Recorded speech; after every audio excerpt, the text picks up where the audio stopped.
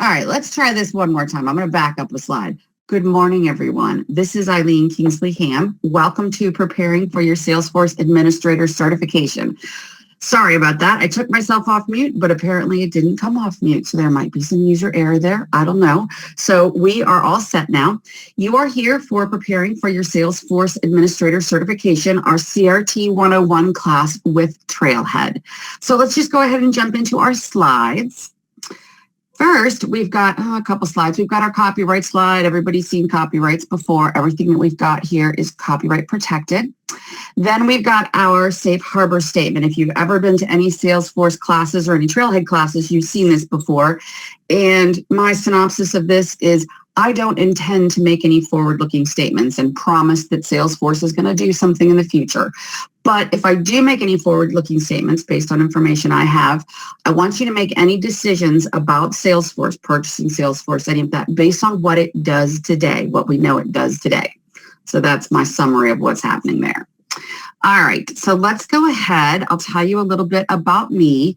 Like I said, my name is Eileen Kingsley Ham. I am a senior instructor here with Trailhead.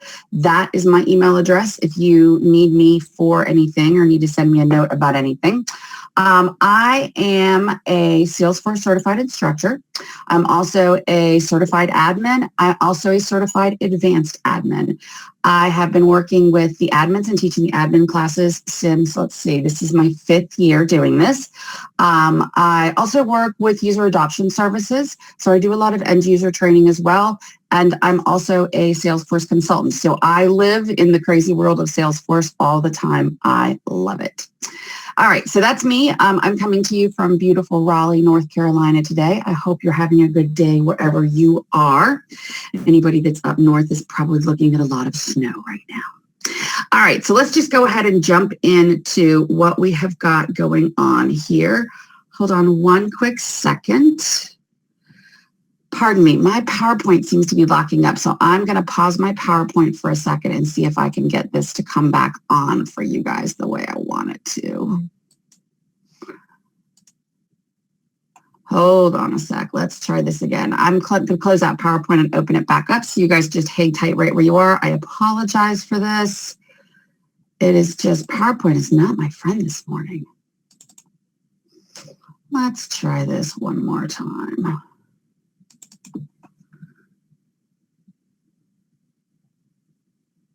Okay, so while the PowerPoint is coming up, I will talk to you. So what we're going to do today, we have a lot of content that we're going to be going through, obviously. So let's see if I can give you my slide again.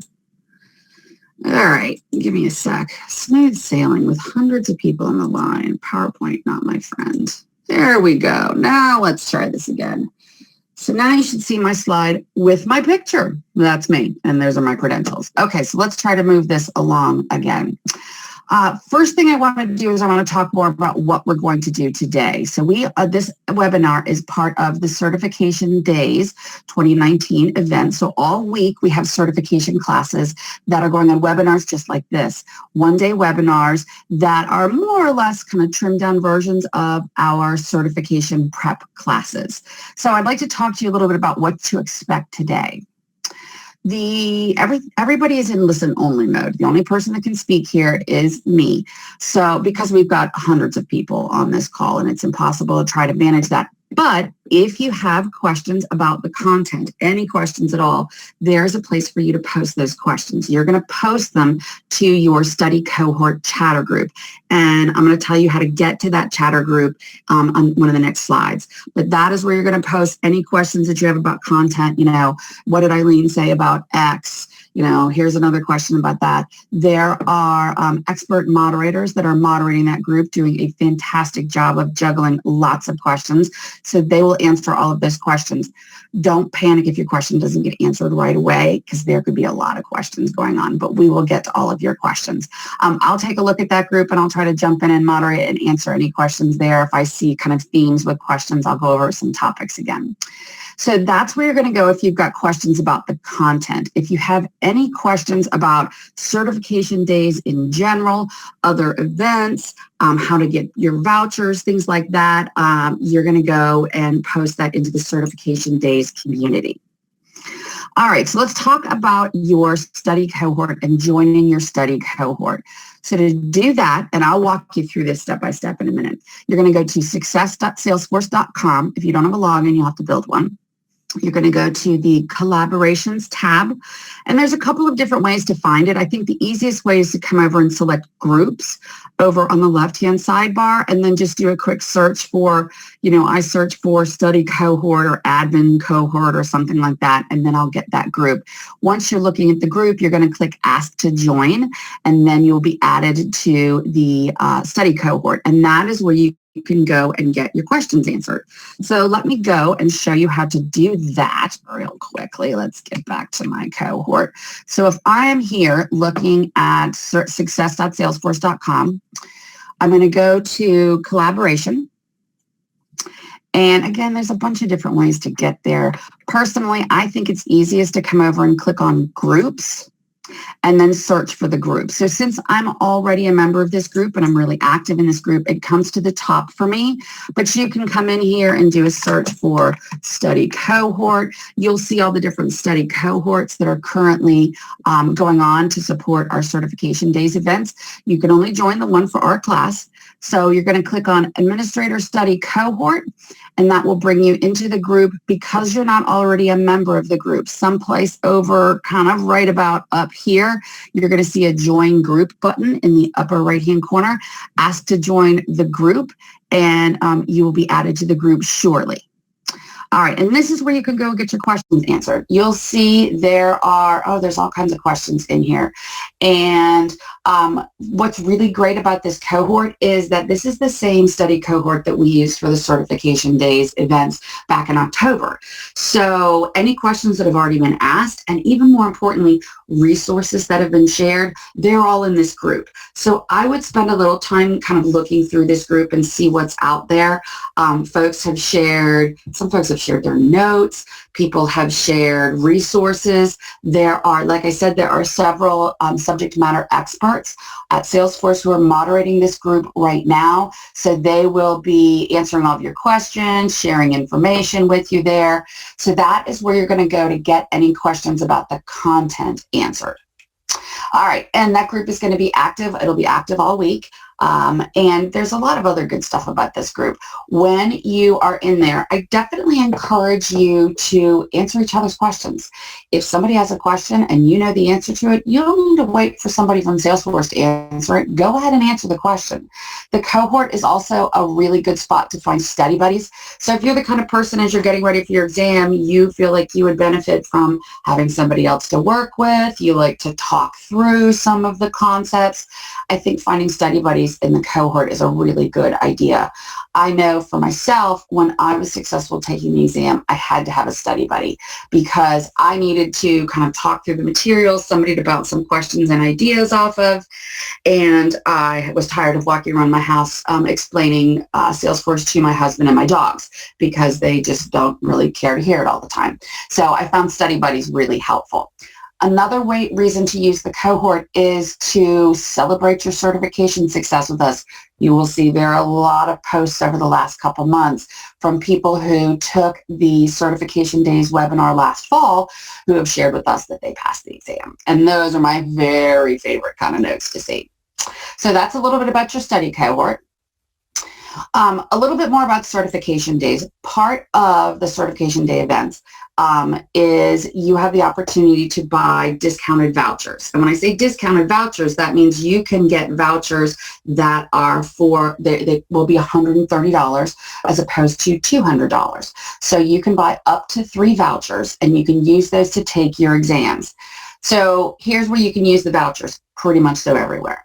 You can use them to go to register for an exam at a certification day event because there are events coming to, let's see, 4 cities over the next couple months or next month or so. I'll tell you about those on the next slide.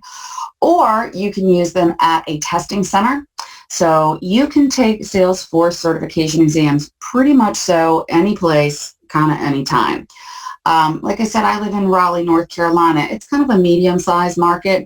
I can take my certification exam pretty much so any day, anytime. There are multiple testing centers that are available to me.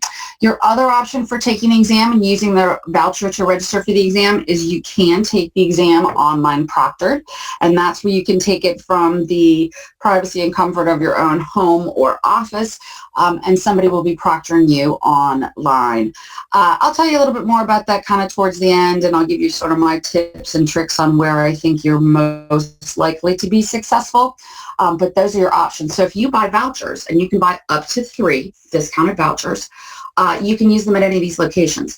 Vouchers are only going to be available for a limited time. They will expire April 30th of this year. So if you're planning on taking, this exam and maybe another exam in the next month or two, I would definitely take a look at this because it's going to basically save you $70 an exam. All right, and again, there are some certification days FAQs out there. You can get to them through the certification days collaboration group. So if you've got any additional questions, head out there and see. The question has probably already been asked before.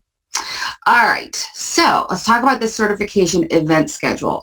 Salesforce is bringing certification days to some areas. Even if your location does not have a certification days event, you still can buy the vouchers. You still can use them at testing centers or online. But there are events in Indianapolis, Amsterdam, Irvine, and Salt Lake City coming up kind of across the next month or so. Stay tuned for additional city events to be announced. If you've not had the opportunity to go to any type of Salesforce event, I definitely recommend that you give it a try. I learned so much. I meet the most interesting, fantastic people. It's a great networking experience. And certainly with these certification events, it's ways to boost your certifications. Okay. So now that's everything about certification days. Now I want to go and jump into our actual content and start talking about what we're going to be talking about today. So this class, our CRT 101 class, makes a couple of assumptions, and it assumes that you have 6 or more months of experience as a Salesforce admin, and you've completed the Administration Essentials for New Admins training course, or basically the equivalent training. Do not panic if these don't describe you. These are just suggestions. We are assuming with this course that you do have some experience as an admin, because the intent of this webinar to help get you ready for certification isn't necessarily teaching you about the concepts. It is about going through and covering the concepts that can potentially be covered on the exam and kind of putting all the pieces together for you. If I am going over topics and they are, foreign to you, then that is an area that you want to spend some time studying before you sit for the exam. If I go over topics and they make perfect sense for you, you can kind of check that off and go, okay, I'm pretty good in that area. So don't panic if these assumptions don't perfectly describe you. All right, so let's talk about the objectives that we are going to be talking about today. The exam, covers obviously several different areas. It is definitely not evenly balanced across all of these objectives. The exam is 60 questions. You can kind of roughly divide the content of the exam into 3 different tiers. I'd say kind of our big highlights or our big ticket items. If you take a look at this chart, you're going to see that I'm going to say security and access is one of my big ticket items here. Definitely standard and custom objects, sales and marketing applications, and I would actually group workflow and process automation in that. If you take a look at just those 4 exam objectives, they are like 56% of the exam. Then kind of the next level, sort of your medium-sized concepts. I would say service and support applications, reports and dashboards, probably data management in that one as well, and I'd put user setup in that bucket. And then kind of the last one, it would be kind of all the little stuff. So that would be sort of what's left. The organization setup, activity management and collaboration, desktop and mobile administration, and the app exchange. We're going to cover all of the big concepts thoroughly. We're going to spend our time proportionately based on how much of the exam they cover. We're going to cover most of the medium-sized concepts. And we're going to kind of touch incidentally on some of the items that are in that kind of little stuff list, but I'm not going to go out of my way to cover that. The passing score for the exam is a 65%. So even if you don't get any of the questions right, that are kind of in that little stuff category, and you know the big stuff well, you're still going to pass the exam. So when we go through each of our units, I will talk about which of the exam objectives are covered in that unit. So you can kind of map that there. That will help you understand a little bit more about where you might want to spend some of your study time. So let's talk about what today is going to look like. We basically got 5 units of content and then a wrap up. So our first unit is security and record access. And that is where we're going to talk about user setup and security and access. Then our second unit, we're going to take a look at standard and custom objects.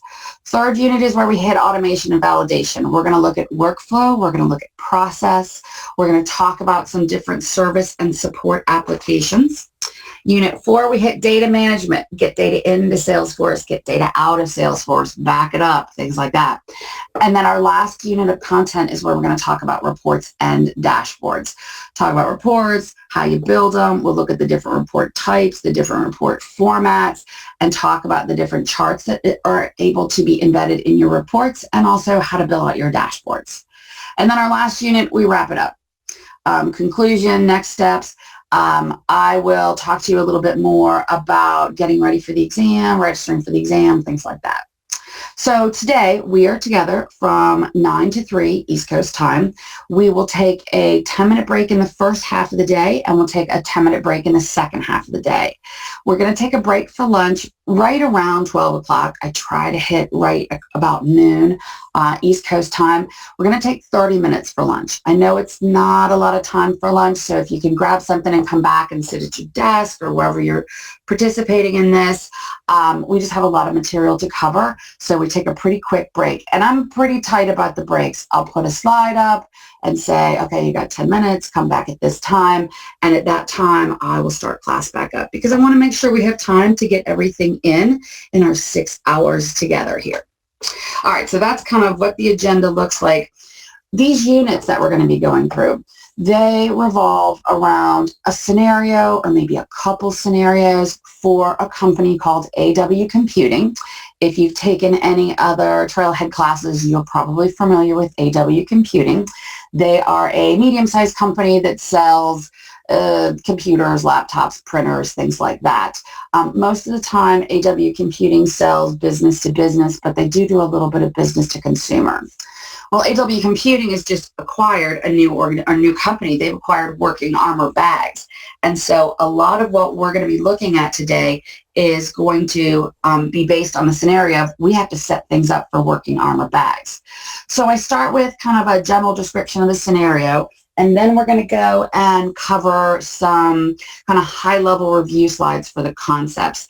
And again, this isn't necessarily about teaching you the concepts. This is about you need to understand what the concepts are overall and be able to apply them to scenarios.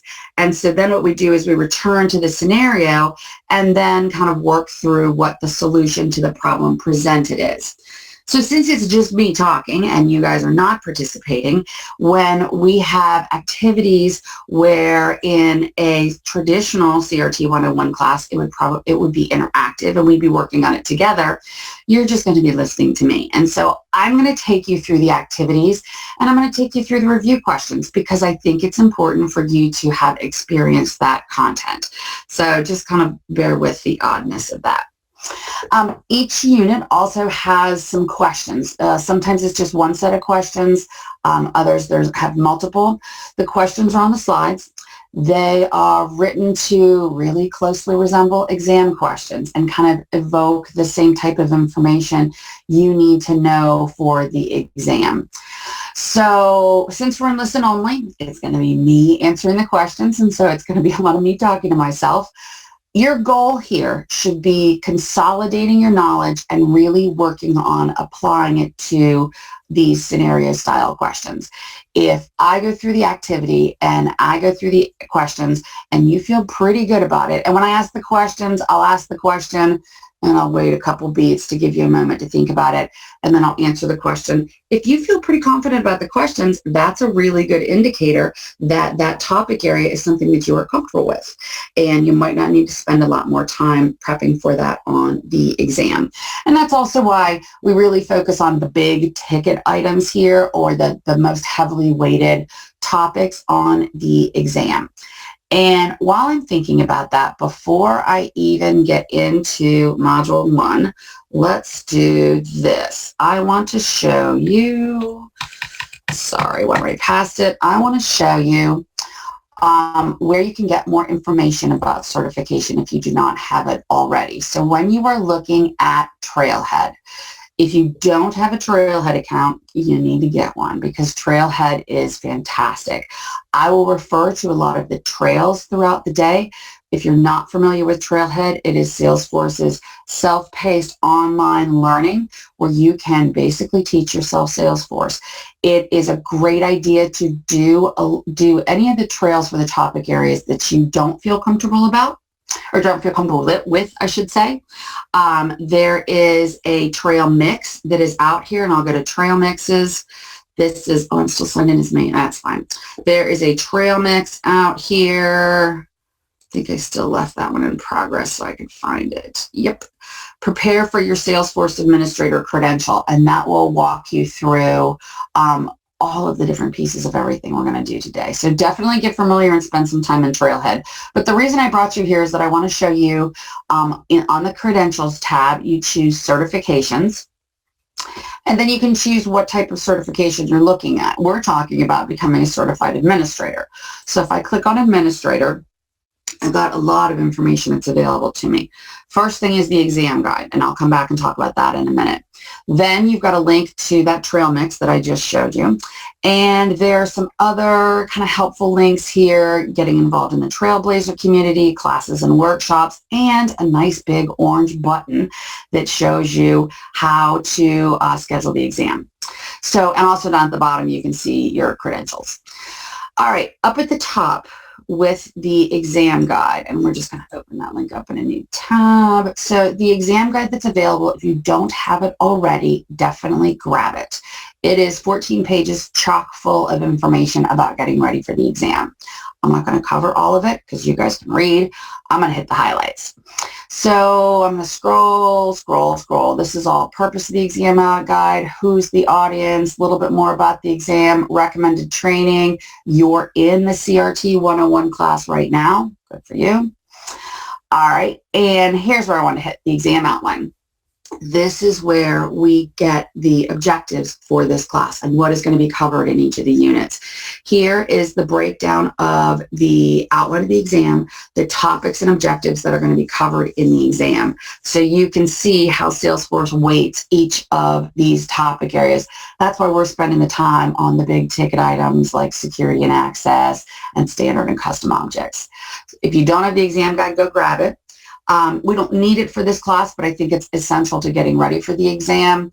The weightings are 3 pages, and then there's some sample questions, same sample questions that have been around forever, and at the end are the answers to the sample questions. So that's how you get to the exam guide.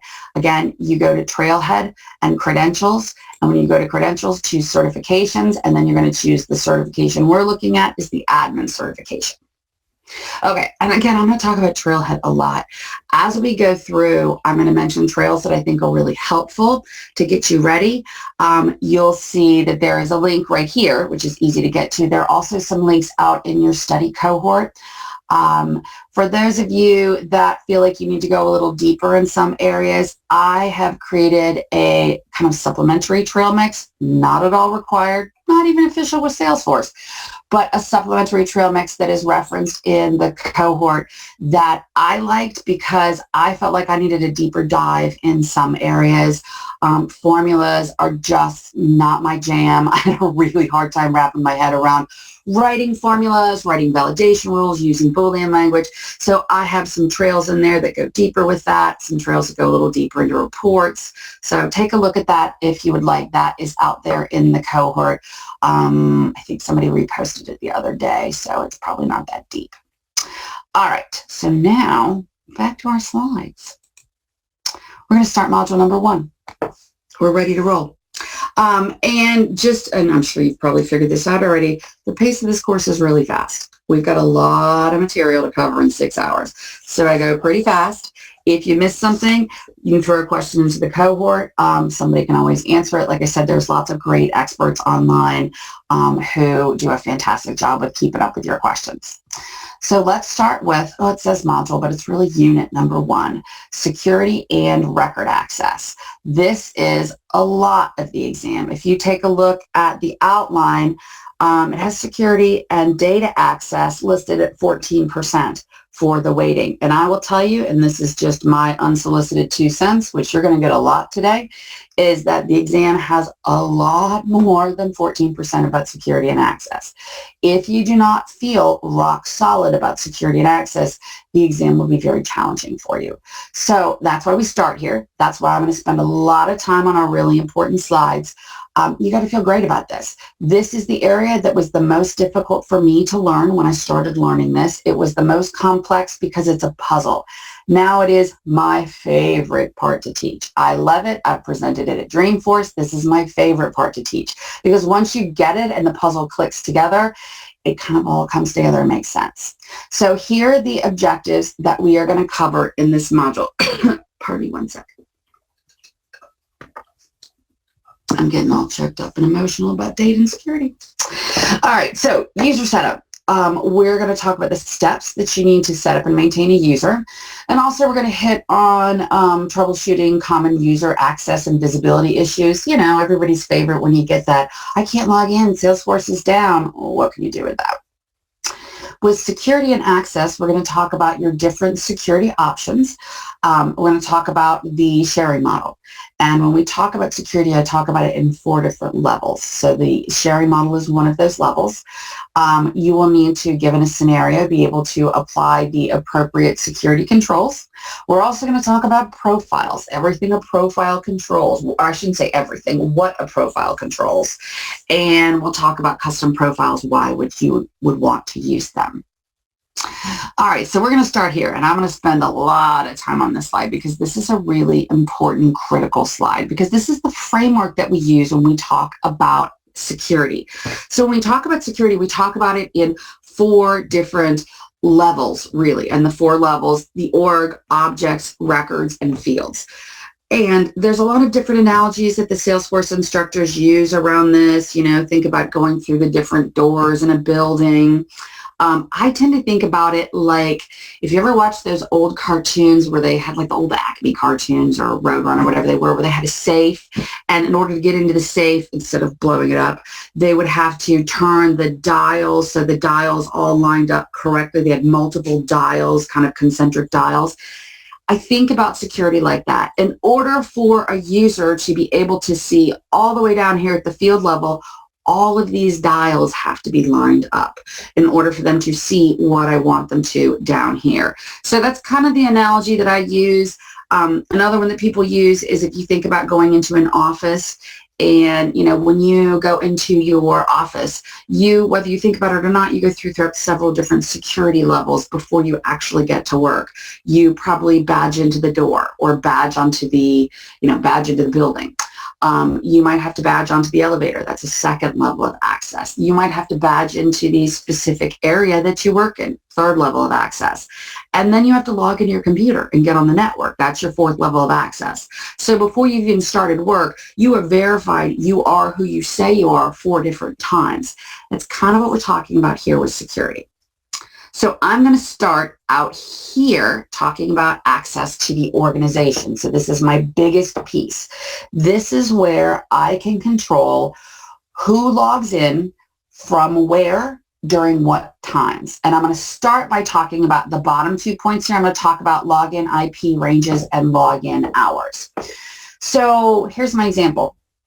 My accounts receivable team here at AW Computing, my imaginary company, they have access to a lot of sensitive information. Therefore, I want to limit their access to Salesforce and do what I can to prevent unauthorized access. So I could, on the profile for the accounts receivable users, these folks are all in the same profile, I can add login IP range restrictions and login hour restrictions. So I could say, I only want accounts receivable to be logging in Monday through Friday, 8 to 6. Those are my kind of core hours. And I want them to have to be on my network. So they have to either be physically in my building or they need to be VPN'd into our network. So when I put those login IP range restrictions and login hour restrictions on their profile, if a user that's in the accounts receivable profile tries to log in outside the hours or outside of the network, it's not going to let them in. And so it's about controlling access to the organization at the biggest level. Who can log in from where during what times? Now, I don't put these restrictions on everybody's profiles necessarily. It's just the people like accounts receivable that have access to sensitive information. Really good use cases, I tend to put login IP ranges on profiles. Let's say you're a nonprofit and you have volunteers that are working with your data. Well, I only want them working with my data when they're actually here with me. So I can put them in a profile that puts login IP range restrictions on them so they can't go home and log in from home, things like that. You also could use login hours for that type of scenario. There are a couple of gotchas with the login hours. We had some discussions about them in the cohort the other day. The big gotcha with the login hours, so if I put those restrictions on, let's go back to my accounts receivable team. I put those restrictions 8 to 6 Monday through Friday. 5:59 on a Tuesday, one of my AR people, accounts receivable, is working in Salesforce. The clock hits 6. As soon as they move to another screen, it is going to log them out and may or may not have saved what they just did, depending upon what they did. And they're not going to get any warning. So they're not going to get any warning. They're not going to be able to get logged in. And depending upon how long it's been since they made changes on that page, it may or may not have saved.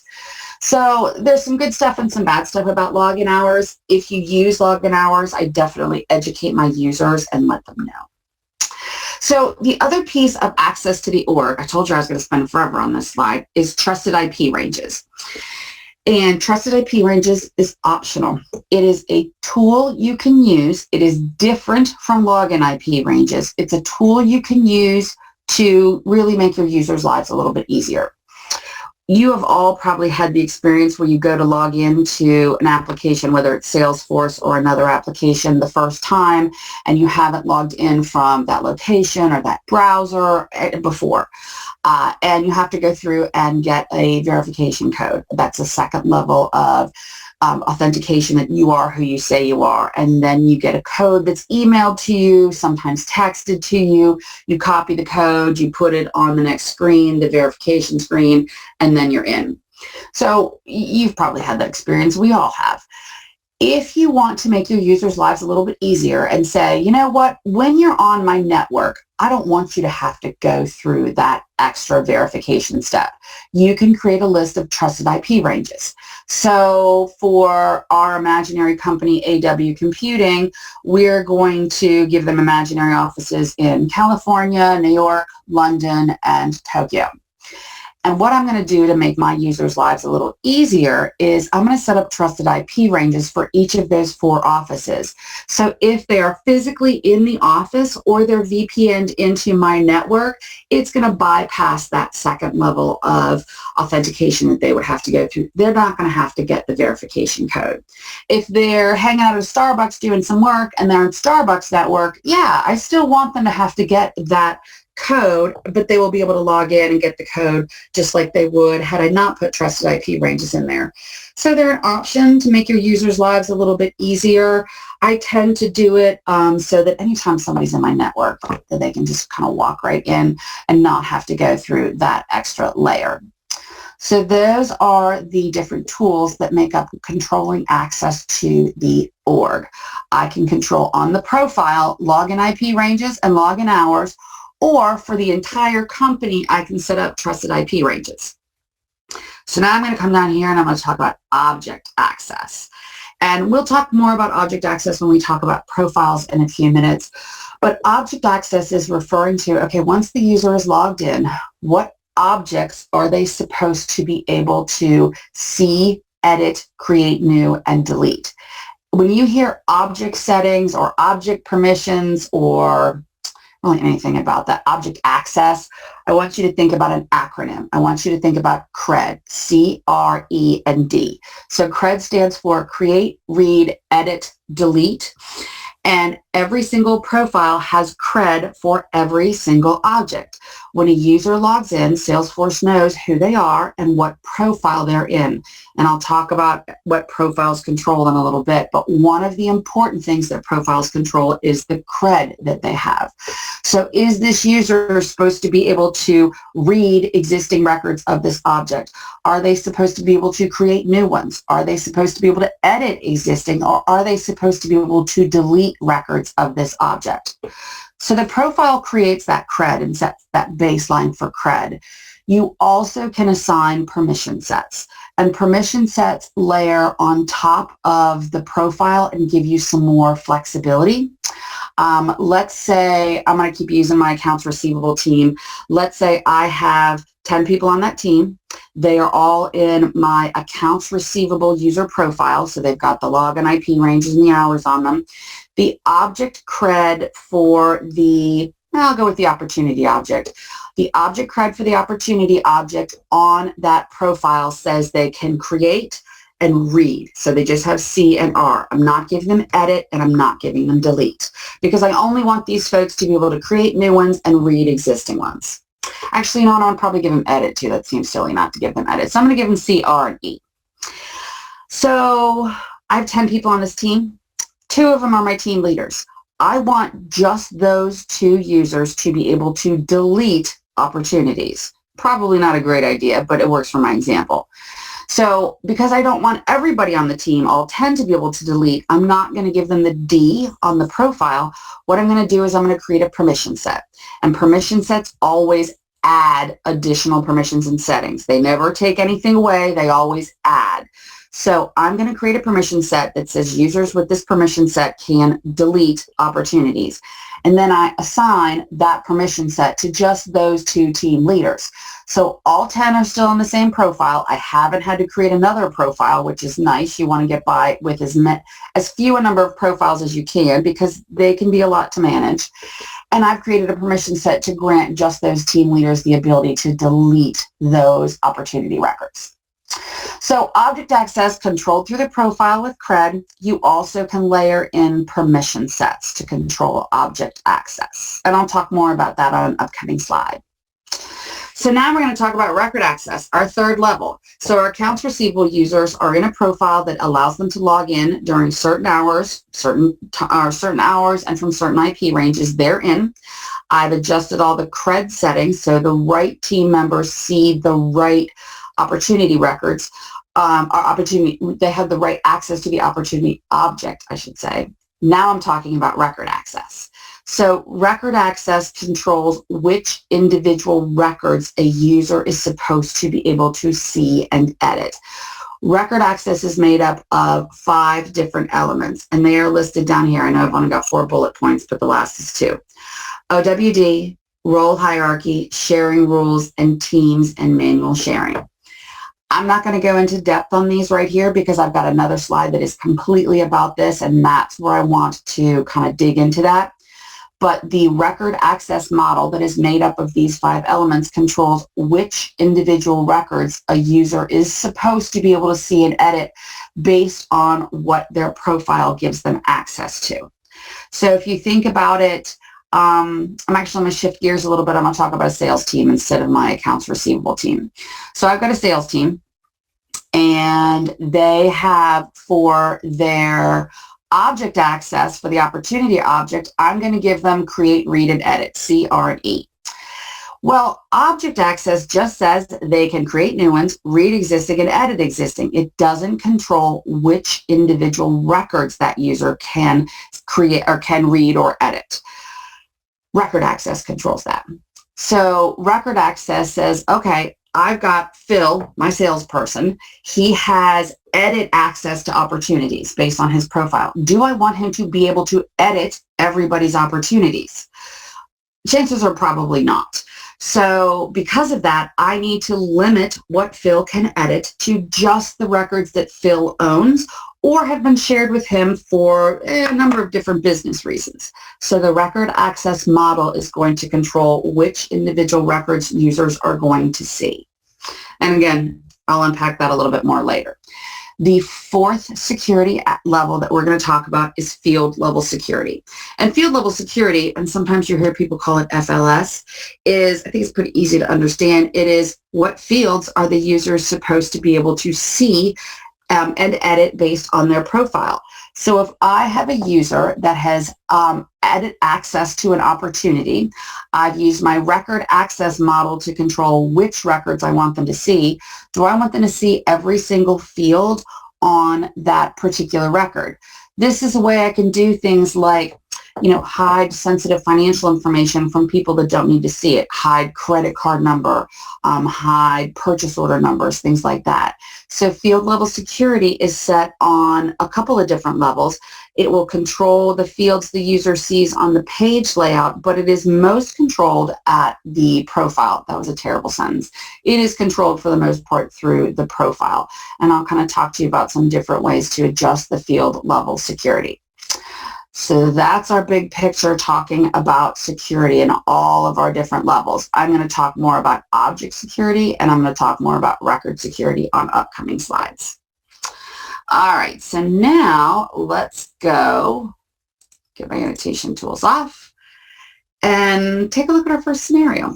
So here's John Wiseman. He is our CEO here at AW Computing, and he is the one that's kind of giving us information about what's happening with AW Computing and their new acquisition of Working Armor bags. So we just acquired them, and he would like us to set the marketing team up in Salesforce. So the first thing we're going to do is we're going to talk about the user record. Whoops, sorry about that. So the user record is extremely important in that it contains all of the information you need to know about the user. Every single user has a single user record. It has information like their name, their address, contact information. It also has what is their role, what user license do they have? Do they have a full Salesforce license? Do they have a chatter-free license?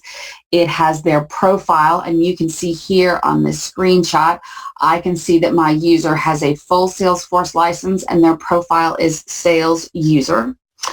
Also included on the user record are any feature licenses, and I think people kind of overlook feature licenses a bit, but they're important.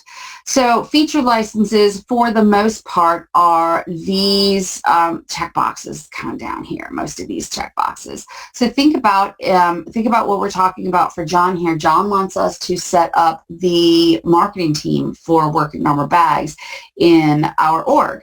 So chances are I'm probably going to need to check this box here and make them a marketing user, because, and with feature licenses, there typically is an additional fee. But think about what the marketing team needs to be able to do. They need to be able to work fully with campaigns. If I want them to have full access to campaigns and everything campaigns has to offer, I need to give them this marketing user checkbox, because that will give them the ability to create new campaigns, edit campaigns, delete campaigns, import leads into campaigns. They might want to be able to mass update the status for the members of a campaign, or kind of configure any advanced campaign setup, or really advanced reports around campaigns. The regular Salesforce user without the marketing user feature license has access to campaigns, but it's not fully functional, because that's really just for the folks that are in your marketing departments. So that's kind of where feature licenses come into play. I'm having trouble saying the word licenses today. Additionally, and it's not here on the screenshot, but additionally, the user record is also going to contain the user's locale settings. And locale settings are going to control things like the time zone, the default currency, and the actual locale. Locale controls what the data looks like to a user.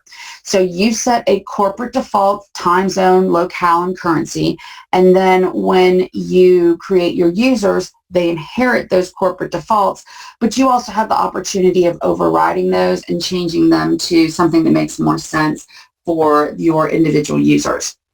So a little bit more about locale settings, and I know I don't have a slide about it, but I want you to know about it. So locale settings control what the data looks like to the user. How is it formatted? It's the same data. How is it formatted and presented to the user?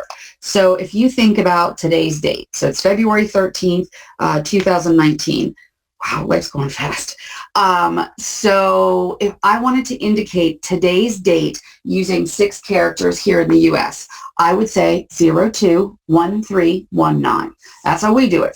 So in most of the rest of the world, they would say 130219. Still February 13th of 2019.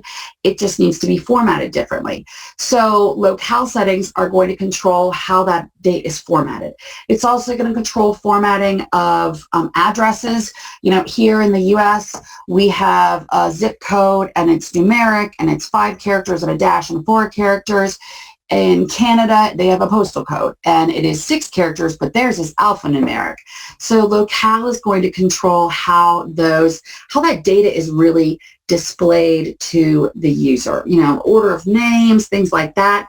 So we set default time zone, locale, and currency settings in our orgs.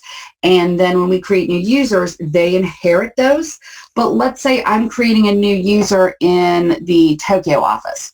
If I create a new user in the Tokyo office, I don't want their locale settings to be the same as the rest of the users in our California office. So I'm going to need to change her time zone, her locale, and her default currency. Also on the user record, if the user is going to be a part of any approval processes, they're going to be managing any approvers or managing or doing any approvals, I would put those settings in there where they are in that process. And also at the very bottom of the user record, although I don't see it in Lightning these days, you also can choose whether or not you want your users to get the newsletter. I don't usually send them the newsletter. Nobody seems to appreciate it. So that is what is on the user record. Kind of high level, but everything a user record controls. Every single user has to have a single user record. So now, going a step further, we're going to talk about profiles. Profiles are the backbone of Salesforce. They control everything that the user can see and do. On the user record, the profile is indicated. Every user has one and only one profile. So some of the things that a profile controls is what apps are available to the user, so that when they are looking at your org and they click on the, if you're in Lightning, if they click on the app launcher, that colored waffle in the upper left corner, what apps do they see? Do they see your sales app? Do they see your service app? Are there any custom apps you want them to have access to? Once they're in an app, which tabs do they see? I might put my sales users in the sales app by default because that's where they're going to spend most of their time. But I don't really need them to see the campaigns tab because they're not doing much with campaigns, and the campaigns tab is on my sales app. So I can hide that tab from them based on their profile. The profile also controls their page layouts and record types, and we'll talk a bit about page layouts and how record types help you control those, but the profile controls that. We know that the profile controls your object permissions, so it's your CRED. Again, anytime you hear object permissions, object settings, anything like that, think CRED. Your profile is also going to control your field permissions, who can see or edit what with which field. They will control your user permissions, and there are just boatloads of user permissions. They can be permissions that are specific to the app or an object, like can this user convert leads? Can this user import campaigns? Or they can be system permissions like can this user create and own new chatter groups? Can they create new reports from scratch? Can they create new list views? So there is a huge list of all of the different system permissions that are controlled on the profile. My very favorite feature of working with profiles is the quick find at the top. I never have to remember ever again where anything is in the profile. For anybody that's been working in Salesforce for upwards of 5 years, you remember what profiles used to look like, and they used to be a real bear to take care of because it was really one big long page. The interface is much easier to deal with now. So I never have to remember where is the permission that lets a user convert leads. I just type convert leads in there. So definitely take a look at that and see all the different permissions that are out there. You do not need to know what they are for certification. If you did, I would have never passed because there's hundreds of them, probably thousands at this point. Your profile also is going to control any custom permissions that you've created. And we've also talked about login hours and login IP ranges. Those are controlled on the profile. It really is the backbone of Salesforce. Somebody comes to me and says, I can't see cases. I'm looking for cases. I can't find cases anyplace. Go look and see what profile they are in and see if their profile, at a minimum, gives them read access to the case object. And I've already kind of talked about permission sets, but again, because we've got it here on this slide, permission sets layer on top of profiles to grant additional permissions. They never take anything away, they always add. So back to my accounts receivable team, I had 10 people, 2 of them are my team leaders. I want 2 of them to be able to delete opportunity records. Don't give delete to everybody because then all 10 can do it. I take the delete away from the profile and then I add it back to just those 2 users with permission sets. And just kind of a tip, again, unsolicited advice, don't let people delete records unless they really need to delete records. I take the D off of the cred for pretty much so every object because there's really not a lot of reason that people need to be deleting records unless they're making a huge mess. And in that case, I think we have a training issue otherwise. Because if you give users the ability to delete records, you can imagine that people delete things they're not supposed to. So I hold that kind of close to the vest. I like to kind of centralize who can delete and have it set up in some kind of structure so I know who's deleting and why. So that's a user profile. So let's talk a little bit more about profiles. There are different types of profiles. There are full Salesforce profiles that grant the types of settings and permissions that we just saw, but there are also chatter-only profiles, and I'm going to start by talking about those. So chatter-only profiles, so that's users that are in either a chatter-free or chatter external license, they can only be assigned a chatter profile. And as it sounds, if they've got a chatter-free or chatter external license, that means they can only access chatter. They do not have access to any of your Salesforce objects or records. So your chatter-free users, those are going to be people that are in your company, but you don't need them to be in full Salesforce. You just need them to be a part of chatter.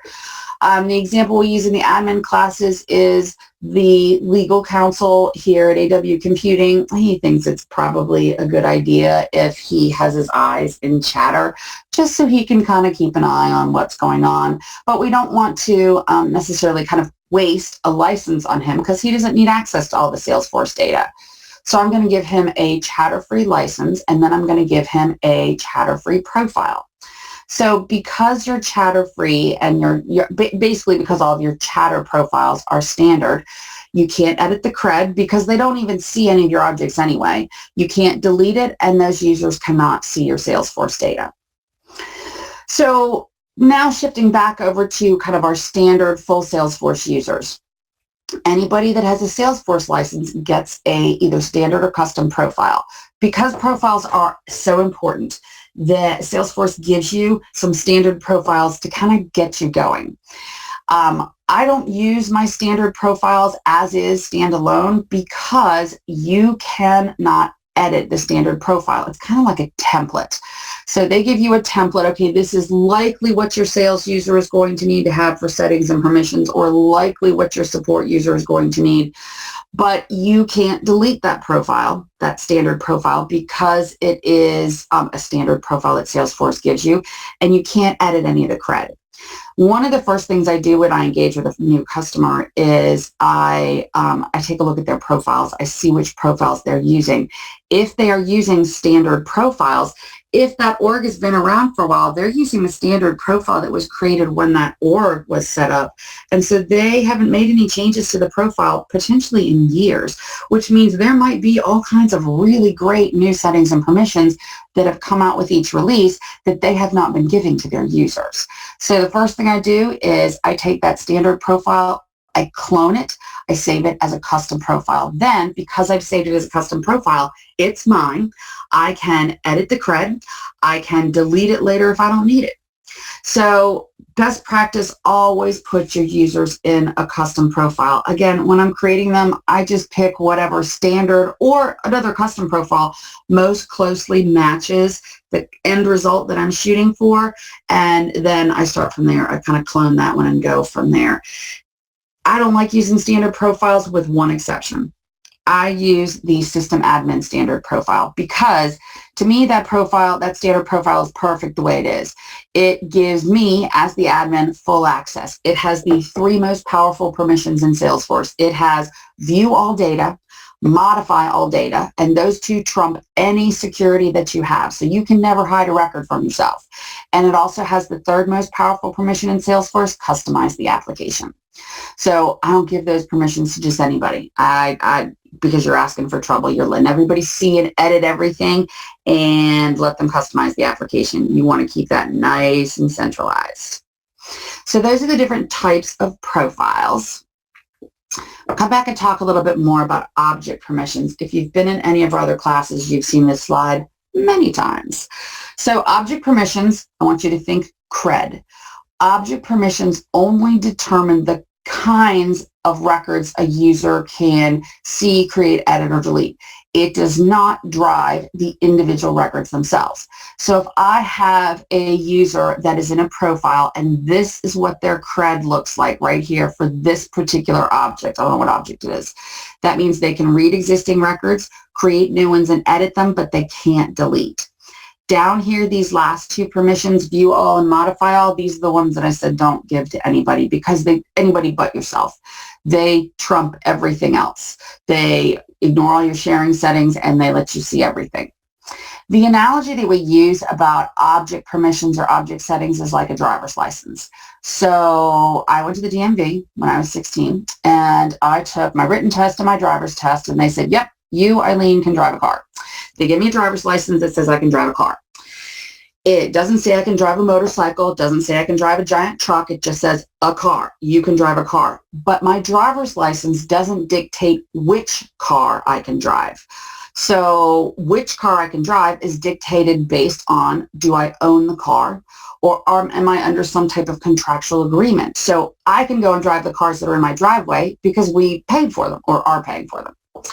I can drive a car that I have rented at an airport because I have a contract. I have rented that car for them. I could also potentially drive my neighbor's car. Maybe they have a really big car and they loan me the car because we're moving something around because you all have to have the neighbor that loans you the car to move the stuff. So that is what dictates ownership, or having been lent to me is what dictates what individual cars I can see. So we think about your object permissions the same way. Your object permissions are like the driver's license. Can you read, create, edit, or delete records of that object?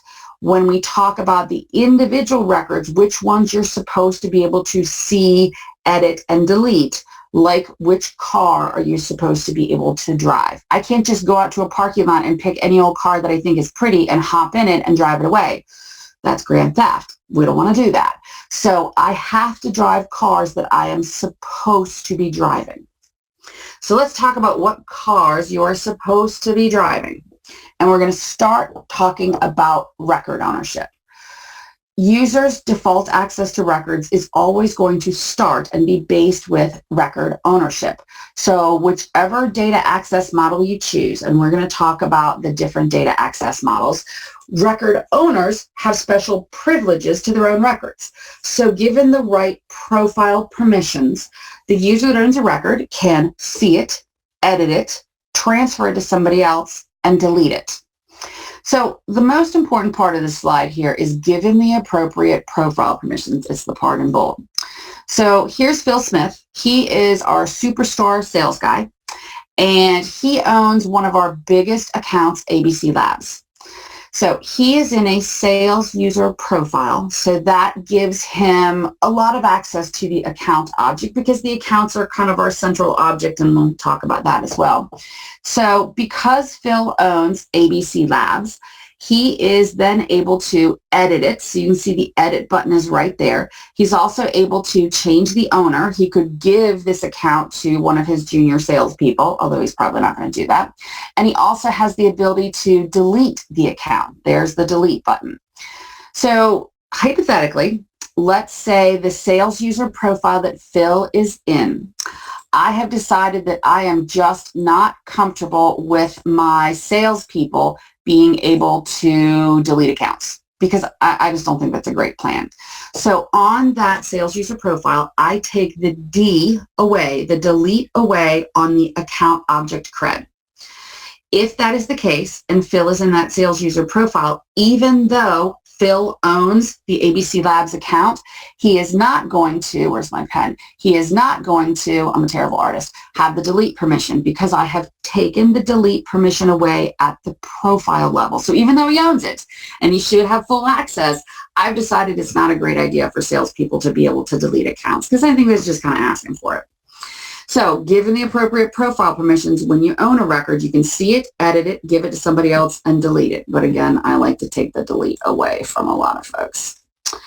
All right, so that being said, let's talk about how to access records you don't own because we know the importance of record ownership. I'm going to spend a long time on this slide. So record access determines which of the individual records users can see and edit in every object they can access based on their profile.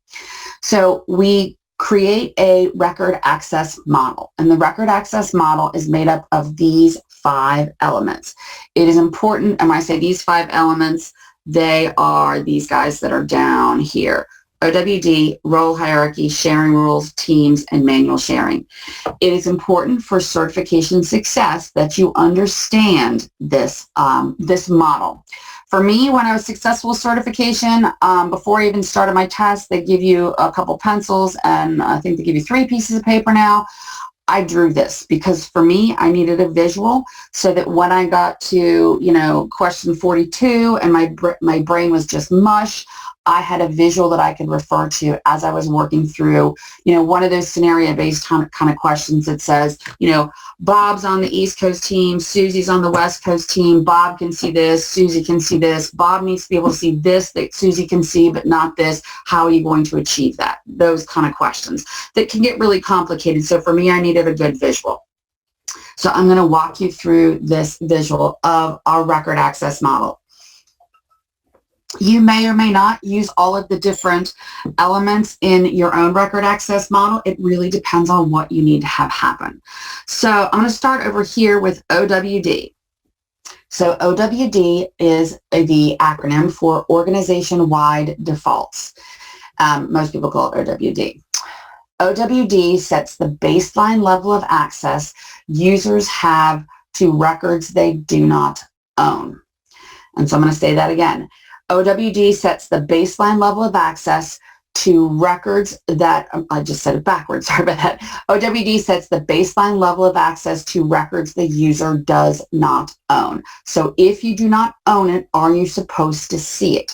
There are different levels of OWD, and they are, I'm going to start at the bottom here, private. So we lock it completely down. So all records of that object, if you do not own the record, you cannot even see it exists. Then there's public read-only. So if you don't own the record, you can see it.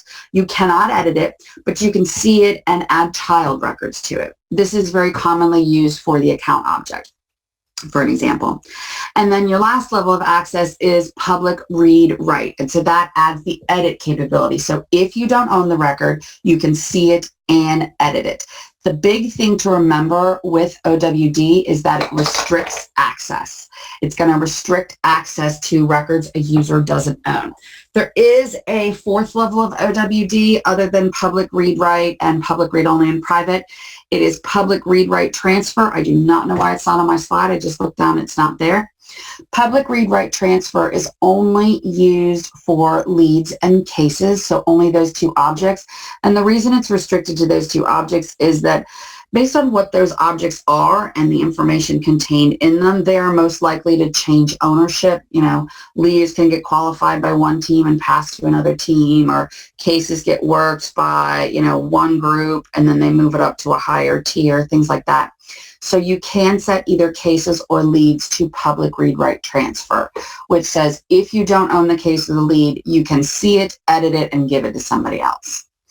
So you start at OWD. You set your baseline level of access. Users are going to have the records you don't own. Think about what I talked about with the sales team and opportunity records. So I've got a sales team. Let's say I've got 50 people on my sales team. I don't want them in each other's opportunity records because they're really competitive and they could potentially be trying to snipe each other's opportunities. So I only want them to see opportunities that are theirs, that they need to see to get their jobs done.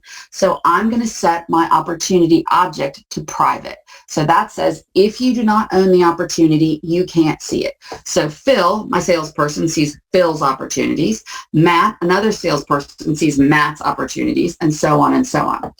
This is the first piece of my record access model. We're going to use, and this is the one that restricts. We're going to use the other 4 elements to open access up. So that's OWD. I warned you I was going to spend a long time on this one. Second element that makes up record access is the role hierarchy. So think about what we've done with the OWD for opportunities. It is set to private. So if you don't own it, you can't see it. So Phil can see Phil's opportunities, but Phil's boss, the VP of Global Sales, her name's Allison, Allison cannot see Phil's opportunities. Well, that's not great because Allison wants to be able to run reports and check up on Phil and see what he's doing and things like that. So we're going to use a tool called the role hierarchy. And the role hierarchy is, it looks a lot like an org chart. And I see a lot of times this is where companies struggle with this because it looks like an org chart, they take their org chart, dump it in and call it the role hierarchy. It's not the org chart. When you hear role hierarchy, I want you to think data hierarchy. What data is this user supposed to be able to see based on the job that they do? So the reason I say it looks like an org chart, because it does, is how it works is users in higher roles get to inherit the special privileges of ownership to records that are owned by people below them. So we set the role hierarchy up. The VP of Global Sales, Allison, needs to be in a role above Phil so Allison can see Phil's opportunities. Also in that VP of Global Sales role, I'm going to group some other people in there with Allison, my VP of Global Sales. I'm going to put my sales ops people in there. My sales engineers might be in there. All the folks that need that kind of high level of access to all of the opportunity records owned by all 50 of my salespeople. The role hierarchy opens access up vertically. So I think about it obviously vertically. Allison is above Phil, so Allison gets to act like the owner of records that Phil owns. So she can see it, she can edit it, given the right profile permissions, she can transfer it, and so on. So the role hierarchy in and of itself might not be flexible enough because now Phil can only see Phil's opportunities, and now Allison and the sales ops team, they can now see Phil's opportunities so they can, help Phil, report on them, whatever. But there might be other types or other groups of people that need access to those opportunities Phil is working on. And that's where we're going to come in and talk about sharing rules. So we talk about the role hierarchy opening access up vertically. We talk about sharing rules opening access up laterally. So sharing rules, you write sharing rules as an admin. They let you share records based on either who owns them or what criteria are met. And you get to choose who you want to share them with. So I'll give you a scenario. So based on what we've done with OWD and the role hierarchy, right now, opportunities are private.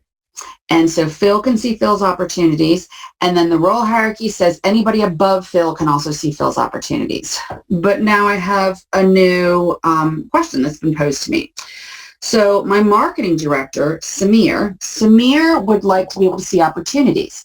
He's in marketing. He doesn't deal with opportunities necessarily, but he wants to be able to see opportunities so he can do some campaign analysis, which marketing campaigns are yielding opportunities with the highest dollar amount, things like that. And based on where Samir is in the role hierarchy, he is not able to see opportunities because he's out over under another branch of the role hierarchy. In this scenario where Samir comes to you and says, hey, I really need to see opportunities and I can't, my advice to you is resist the urge of moving a user in the role hierarchy to grant this type of record access question. Because I could take Samir out of his marketing director role that's over under the VP of marketing, I could take him out of that role and put him in that VP of global sales role. So he'd be with Allison and all the sales ops people. And that way he'd have a high level of visibility to all opportunities owned by the sales team below them. And he'd be able to run his campaign analysis. So perfect, solves the problem. But what if Samir owns records that are other types of records of a different object that are set to private? So only he and people above him in the role hierarchy can see them. So his boss, the VP of marketing, has potentially lost access to records that Samir has. So I always resist the urge to move somebody in the role hierarchy to solve one of these kind of record access exceptions. Your better option is going to be writing a sharing role. So I'm going to leave Samir where he is in his marketing director role, and I'm going to write a sharing role. And I'm going to write a sharing role. They are written on an object by object basis. So I'm going to write it on the opportunity object, and I'm that says owned by anybody VP of global sales and down in the role hierarchy. So basically Allison and friends and everybody below her in the role hierarchy. Share all opportunities owned by any of those folks with the marketing director. And I also get to choose, do I want to share read access or do I want to share read write access? So I don't want Samir to be editing. He doesn't need to be editing opportunities. He just needs to be able to see them. So I'm going to give him read access.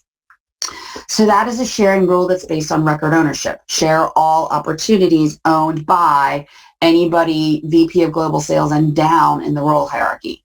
You also can write sharing rules based on criteria, and you get to enter the criteria.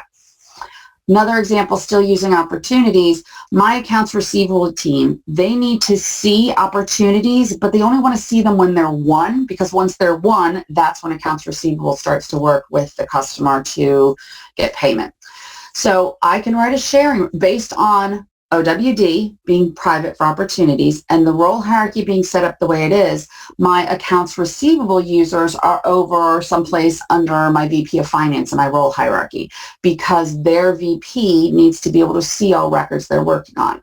So I'm going to write another sharing rule to share opportunities with the accounts receivable users, but this time I'm going to go based on criteria. So I'm going to say share all opportunities where the criteria or where the status is closed won.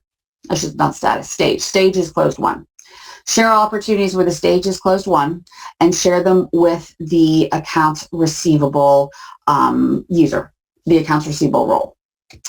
There's another tool that you can use here when you're writing sharing rules, and it's not on my slide at all, but I'm going to tell you about it anyway. So there's a tool called public groups that is just for us as admins. It's a way for us to group users, organize users in some way, shape, or form, so we can share something with them. So, and your users never need to know what public groups they're in. It's just kind of a way for you to bucket people. You'll find yourself using public groups when you're writing sharing rules. You can use public groups when you're sharing report folders or template folders, things like that. Think about this example. I'm going to go back to the example of Samir needing access to opportunities. So he's in the marketing director role in the role hierarchy. We're not going to move him out of that role because that's perfect for everything else he does. But let's say he's got a counterpart that's also in that role with him, and that counterpart, we don't want that person to see opportunities. It's really just Samir we want to give that access to. So if we go with that original sharing rule that we wrote that says share all opportunities owned by anybody VP of global sales and down in the role hierarchy with the marketing director role, well, that's going to share with Samir's counterpart. I don't want to do that. So what I would need to do in that scenario is I would create a public group. And I'd put just Samir in the public group. It is a group of one.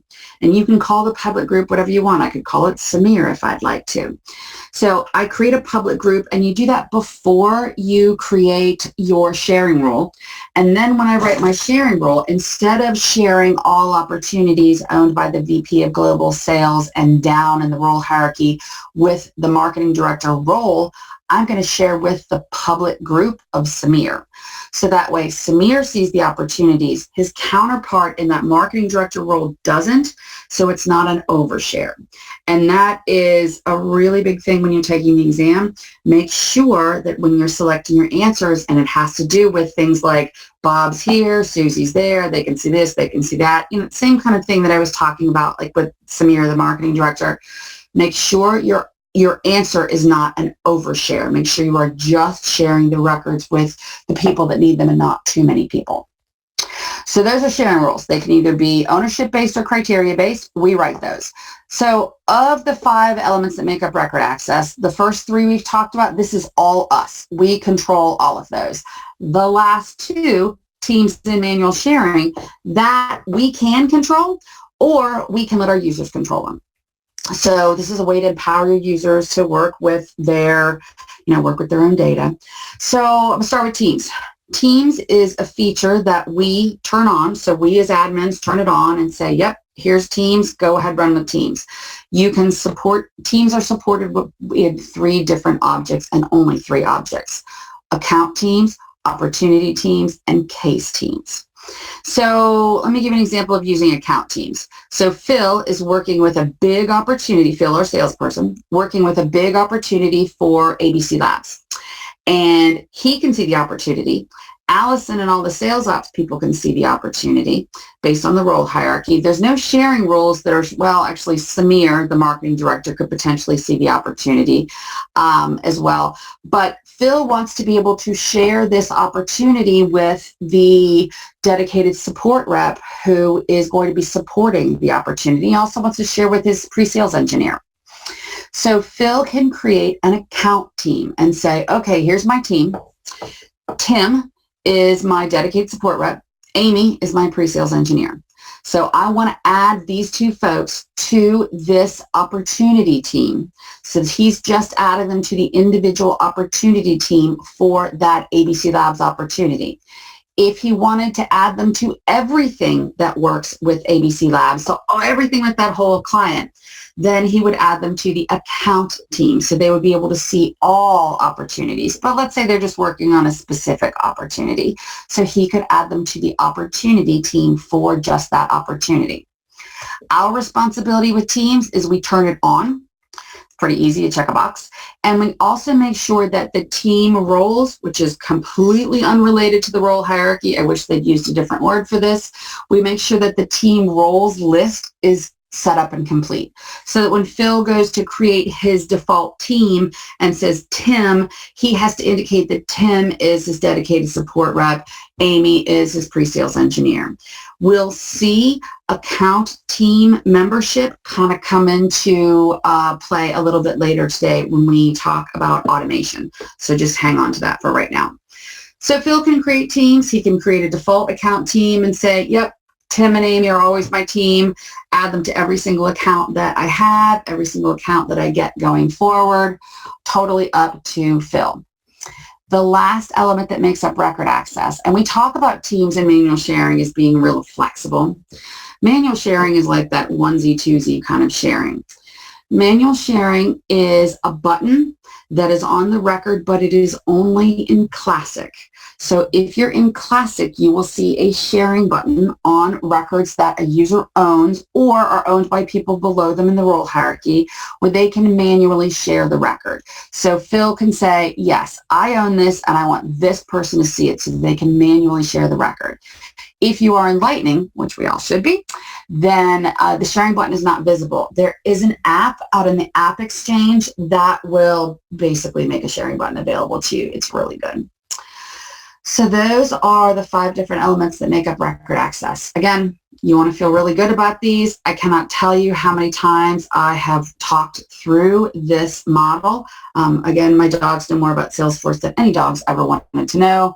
So make sure that you're comfortable with it. Make sure that you know when to apply which particular element based on what it is that you want to achieve. So here's what we're going to do. I've got an exercise. Let's talk through this and then, then we'll take a break. All right. So here's what we've got. Again, because this is just me, it's a little bit awkward, but I think you guys will get out of it what you need. So we have some requirements that we have been given from John about what John, our VP, or our CEO, about what the marketing team needs to be able to achieve when they come over from working on our bags. So we've got some requirements to walk through. I'm going to walk through each of these individually, and then I'm going to, on the next slide, kind of build out a whiteboard of what we would configure based on what we know about these requirements. So I'm going to do them one at a time. First things first, we know that the marketing director is going to manage associates and interns. The marketing director needs to be able to modify and report on all leads and campaigns owned by her team. So think about what that is talking about. We're talking about she needs to be able to report and modify on leads and campaigns owned by her team. So here's what I'm going to set up for this one. Come on. So far, what this tells me is about the role hierarchy. With just this information, I know that the director needs to sit above the associates and the interns in the role hierarchy, but I don't know yet whether or not I want my associates and interns in the same role or whether I'm going to need to be able to split them. And so I have kind of two different options that I could go with here. I'm not sure yet whether one or the other is going to be better. So I'm going to hang on to that for right now and see if I get more information. All right, the second requirement that we have is that the director and the marketing associates need to be able to create, view, edit, and delete leads and campaigns. The interns, however, only need to be able to view and edit leads and campaigns. So I'll give you a minute to think about what that is. So what this tells me is I need kind of one of two different strategies. I can create one profile that gives me read and edit for leads and campaigns, and then create a permission set to give the director and the associates create and delete. So everybody gets that one with read and edit, and then the director and associates only get create and delete. Or if I go with two separate profiles, one for the director and the associates that has full cred on for the leads and campaigns objects, and then one for the interns that just has read and edit. At this point, again, I don't really know what my best choice is, why I'd want to go with one or two, but as I keep going through the requirements, I will probably get more information. So for right now, I'm going to leave both options open for both my role hierarchy and my profiles. So my third requirement is that the marketing interns need to be able to view and edit only leads and campaigns related to the projects that they're working on. So this is a really key piece of information. I'll stop for a minute and let you think. So I only want the marketing interns to be able to see just the leads and campaigns that they are supposed to be working on. So what that tells me is I have to set leads and campaigns in OWD to private, because there are some leads and some campaigns that I need to be able to hide from them. So if you have one record of an object that you want one user not to be able to see, you have to go with private, and then use some of the other tools to open up access. Couple other things here. Let's think about, can we use Teams to do this? No, we're not going to use Teams, and I'm going to show you that because we don't use Teams for leads and campaigns. They're not supported on those objects. And also a sharing rule is not my, that's not the one I wanted to pop up. Sorry about that. There we go. My sharing rule. There we go. My sharing rule is not a good idea because what I could do, well, actually, I don't want to show you that one yet. Too far. I'm going to talk about manual sharing. I don't think manual sharing is a great idea here because I want my interns to only view and edit leads and campaigns that they're working on. That means that whoever owns those leads and campaigns is going to have to manually share each of those with the interns as needed. I don't necessarily love that, but it is an option at this point. All right, let's back up. Sorry, my screen builds are going weird. Fourth requirement. The marketing associates need to be able to see each other's leads and campaigns. So we know we want them to see each other's. So here's what we have so far. We have some options. All right, so based on what we have here, can the associates get access to each other's record via what we've got in the role hierarchy? Well, no, because the role hierarchy shares vertically, and they are either in two different roles that are right next to one another or one role altogether. So we know that we have to set up a sharing rule, and there's a couple of different ways that we could do this. If I leave the interns and the associates in the same role, so if I go with this option over here, all right, if I leave them in the same role, I could create a public group, put the associates in it, and then share records only with that public group, records owned by that public group with everybody else in the public group. Or I could split the interns and the associates over here into two different parallel roles, both still rolling up to the director. And then I could create a sharing rule that shares records owned by everybody in this associates role with everybody else in the associates role. So because both of these solutions work, you could go with both of them. I personally think that the two-role solution is preferable because it's not going to require me to maintain a manual or manually maintain a public group. Because if I go with the solution that I just put my associates in a public group and use that public group for my sharing role, anytime a new associate gets added, then I'm going to have to remember to add that associate to that public group so that they have that level of access I want them to. To me, that's just too much maintenance. If you ever have a couple of options that'll work, kind of like this, when you're looking at the exam, you're always going to want to go with the option that has the least amount of maintenance, basically, because I would just have to remember to maintain it. So what I'm going to do is I'm going to finalize my role hierarchy. I'm not going to go with this guy right here and put an X over that one. So I'm not going to go with this one. This is going to be my winner for the role hierarchy. And then when I do that, sorry about the bad art. When I do that, I can now create a sharing rule that shares leads owned by associates with everybody else in the associate group. I'm sorry, role rather. So I would write that sharing rule and then another one for campaigns. All right, so a couple more requirements. Let's get rid of my bad artwork.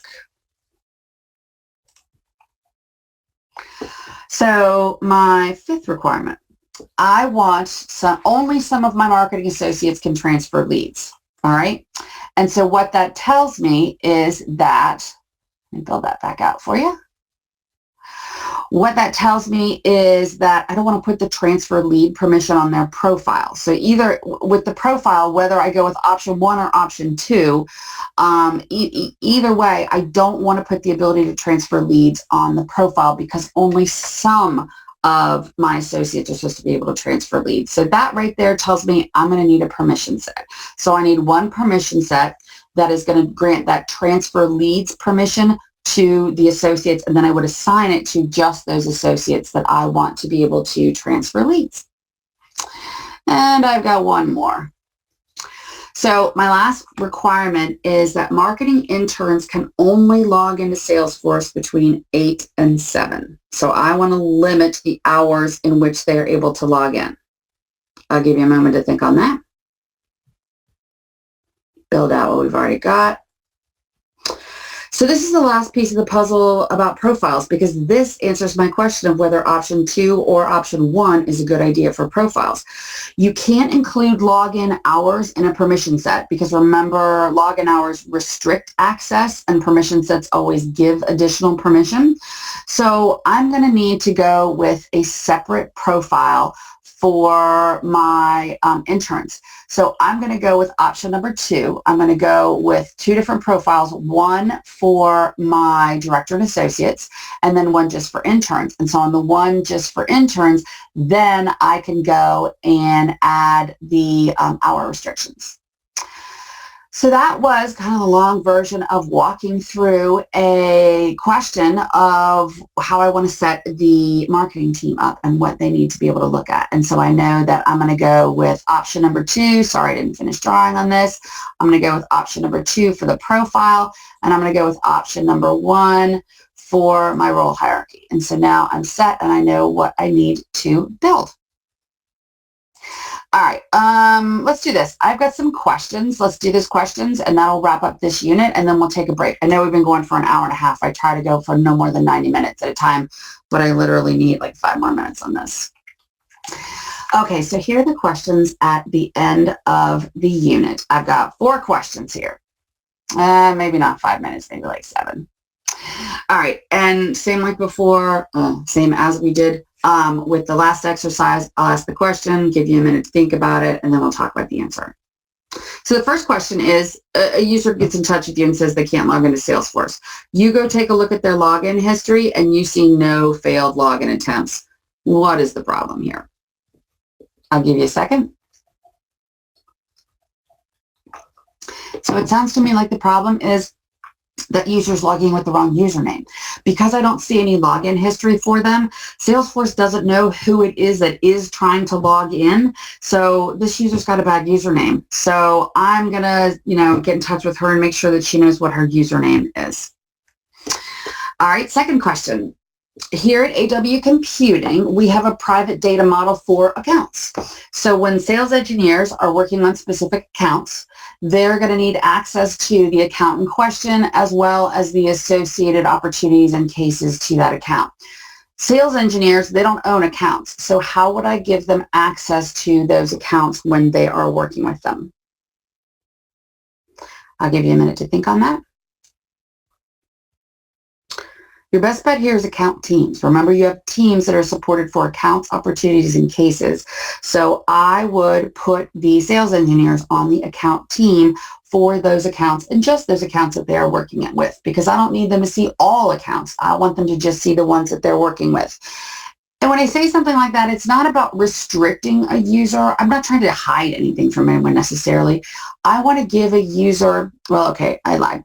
You do want to hide some things sometimes, but I want to give the user the most streamlined experience they can have. And so I want to get all the extra information and all the noise out of their way. So if a sales engineer is not working on an account, why would I even show it to them? I want them to be able to focus on the accounts they are working on. All right, 2 more questions. So my VP of Global Sales just left. So Allison just left the company to go work for a competitor. So what do I need to do to make sure that Allison doesn't log in and grab any of our Salesforce data? So what are your options here?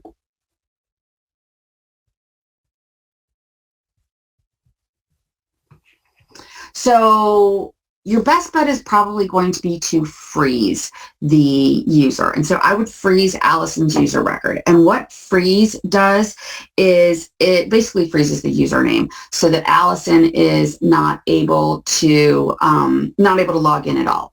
And when I freeze a user, the user is still active. They just can't log in. It still maintains the user record, user license, everything. So the reason I would say I would freeze Allison rather than just go straight to inactivating Allison is that with Allison, because of her job at VP of Global Sales, chances are she's got a really high level of visibility and she's really involved in my org. So if I just go and inactivate her without checking to see, and I kind of call this the Salesforce tentacles, all of the different places that inactivating Allison could have an impact, I could have a problem, because if she's the VP of Global Sales, she is likely the running user of dashboards or reports. She might own chatter groups. She might be part of approval processes. There are a lot of places that inactivating Allison could impact my org. So I'm going to choose to freeze her unless I have time right now to sit down and thoroughly go through and check all of the different places that I could potentially have a problem if I inactivate her. I think freeze is a really good tool because it locks Allison out. She cannot log in. And then when I have an opportunity, then I can go and really dig through my org and see what's going to happen when I inactivate Allison and then inactivate her. The big thing to remember with freeze is that freeze still holds the user license. So when I freeze Allison, I'm still using one of my user licenses on a user that can't log in. So I don't want to keep people frozen forever. There are some reports that you can run on is frozen, so you can see who you've got frozen. Another way I use freeze is, let's say I've got somebody going out on FMLA. and they're going to be out for, 12, 16 weeks, however long they're going to be out, I'm going to freeze them because I don't need them logging in. They're focused on what they need to be focused on. They don't need to be logging in. And then when the user comes back, I can unfreeze them. All right, last question. What's the difference between trusted IP ranges and login IP ranges? I've had a number of people tell me that this or a very similar question is on the exam. All right, so trusted IP ranges, I'm going to start there. They are set up for the entire organization. What that does is it lets users that are inside that range when they're trying to log into my org bypass that activation. They don't have to get the code and all that good stuff. And that is for everybody in the whole org. Users can always log in when they're outside of those trusted IP ranges. They just have to go through that activation with the code. And then your login IP ranges are going to be set on the profile. So they are profile by profile. And what that does is it restricts access. So when a user goes to log in, Salesforce is going to look and see, are there any login IP ranges on the profile this user is in? If there are range restrictions, does the user satisfy those restrictions? If they don't, if they're trying to log in from outside of my network, it's not going to let them in. So that's the difference between the two. Remember, setting up trusted IP ranges, it's about convenience and makes life easier for your users. Usually I use the company IP range in there. Login IP ranges restrict logins per profile to specific hours. Okay, so that is it for security. I think it is time for a break. I've got 36 minutes past the hour. I always talk for a minute. We're going to call it 37 minutes past the hour. I'd like you to come, or you can come back whenever you like, but I'm going to start talking at 47 minutes past the hour. And we are going to jump into talking about customizations. So everybody have a good break. I will talk to you in 10 minutes.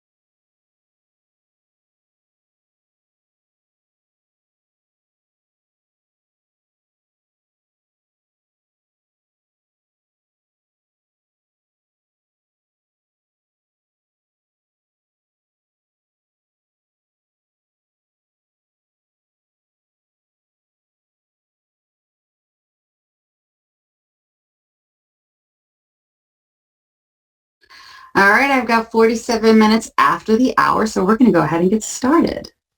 All right, so we're now looking at unit number 2. First of all, I looked at the cohort, lots of really good questions, and I know that Caitlin and Katrin are working really hard to keep up with them. I answered a couple of questions on the break, a few that I could jump in there and answer. A lot of really good resources being shared in there. I also realized that I did not make it really clear at the beginning, and I probably should have, that these slides are not going to be shared. All this information is copyrighted and proprietary to Salesforce and Trailhead, so the slides are not going to be shared, although several of you have found the screenshot feature. All right, so here's what we're going to do between now and lunch. We are going to work through module number 2, and chances are we're going to get into module number 3 a bit. So module number 2 has us working with standard and custom objects. So we'll talk about standard objects, custom objects, how they relate to one another. We'll talk about converting leads. I'll give you a little demo about converting leads. We'll also talk about record types, page layouts, and securing fields. And I've got an activity there about how we can track billing issues. So we will work through our customization, our standard and customization unit. I'm sorry, I keep saying module. It's unit now, even though it says module on the screen. And then we are probably going to get into unit number 3, automation and validation. So we'll start talking about workflow rules, what you can do with them. We'll talk about process builder. And that's probably about as far as we're going to get between now and lunch. So let's go ahead and get rolling with unit number 2. So unit number 2, standard custom objects. I think it's maybe 18% on the exam. Honestly, I don't remember, and I'm making that up, and so it might not be 18%, but it's a good chunk of the exam. I should remember that number. So here's what we're going to talk about. The objectives we're going to hit are, we're going to talk about standard objects, the architecture, and how they relate to one another. We'll also talk about creating, deleting, and customizing fields, page layouts, and list views for our objects, both our standard and our custom objects. Another exam objective that we're going to touch on is, given a scenario, you want to determine the appropriate fields and the page layouts for your objects. We're going to also talk about record types and how you want to use record types for your objects to control the different page layouts users can see given different scenarios for the same object, and also how to segment those pick lists. When we talk about record types, we also have to talk about business processes to support some of our life cycle objects. So we'll take a look there. I'll talk to you a little bit about deleting fields kind of towards the end and what happens when you delete fields. I will tell you about how I handle deleting a custom field situation. And we'll talk a little bit more about formula fields and how you can use different types of formula fields. Just a straight up formula field. I'll throw a little bit in there about roll-up summaries also. So that's what we're going to talk about in this unit. All right, so first of all, let's talk about our standard objects. Now, this is not all of your standard objects. This is just some of them. I want to use these as an example to talk about the relationships between our standard objects. So I'm going to start over here with my accounts object. When I start with my accounts object, my account object, this is my main object, my most important object. It is the company that I am doing business with. It is ABC Labs. It is Home Depot. It is Coca-Cola. It is the company I am doing business with. The account contains information about the company itself, address, things like that. And then the account has a lot of child records that are related to it. And the reason that the child records is because when I'm looking at the account, I want to be able to see that full 360-degree view of everything that is happening with the account. So the first child record that we talk about is contacts. So if my account is ABC Labs, who am I working with at ABC Labs? I could be working with Arnold, I could be working with Bertha, I could be working with a lot of different people. So the contacts are the people I am working with at the account. Then, and they are related to the account through a lookup field on the contact record that makes it a child of the account. Another related object is my opportunity object. So my opportunity object, these are my sales deals. I am trying to sell Arnold Adams at ABC Labs 1,000 laptops. So that opportunity is tracking how I'm working through that sales process with Arnold to sell him the 1,000 laptops. The opportunity is a child record related to the account, but also the contact. Because if I've got 2 contacts for ABC Labs, I might only be working with Arnold on this particular opportunity. And so I could indicate who I'm working with on that opportunity through a lookup field. And of course, it is all going to roll up to my friends at ABC Labs. Another standard related object is the case object. So a case is an issue, a problem, a question, things like that.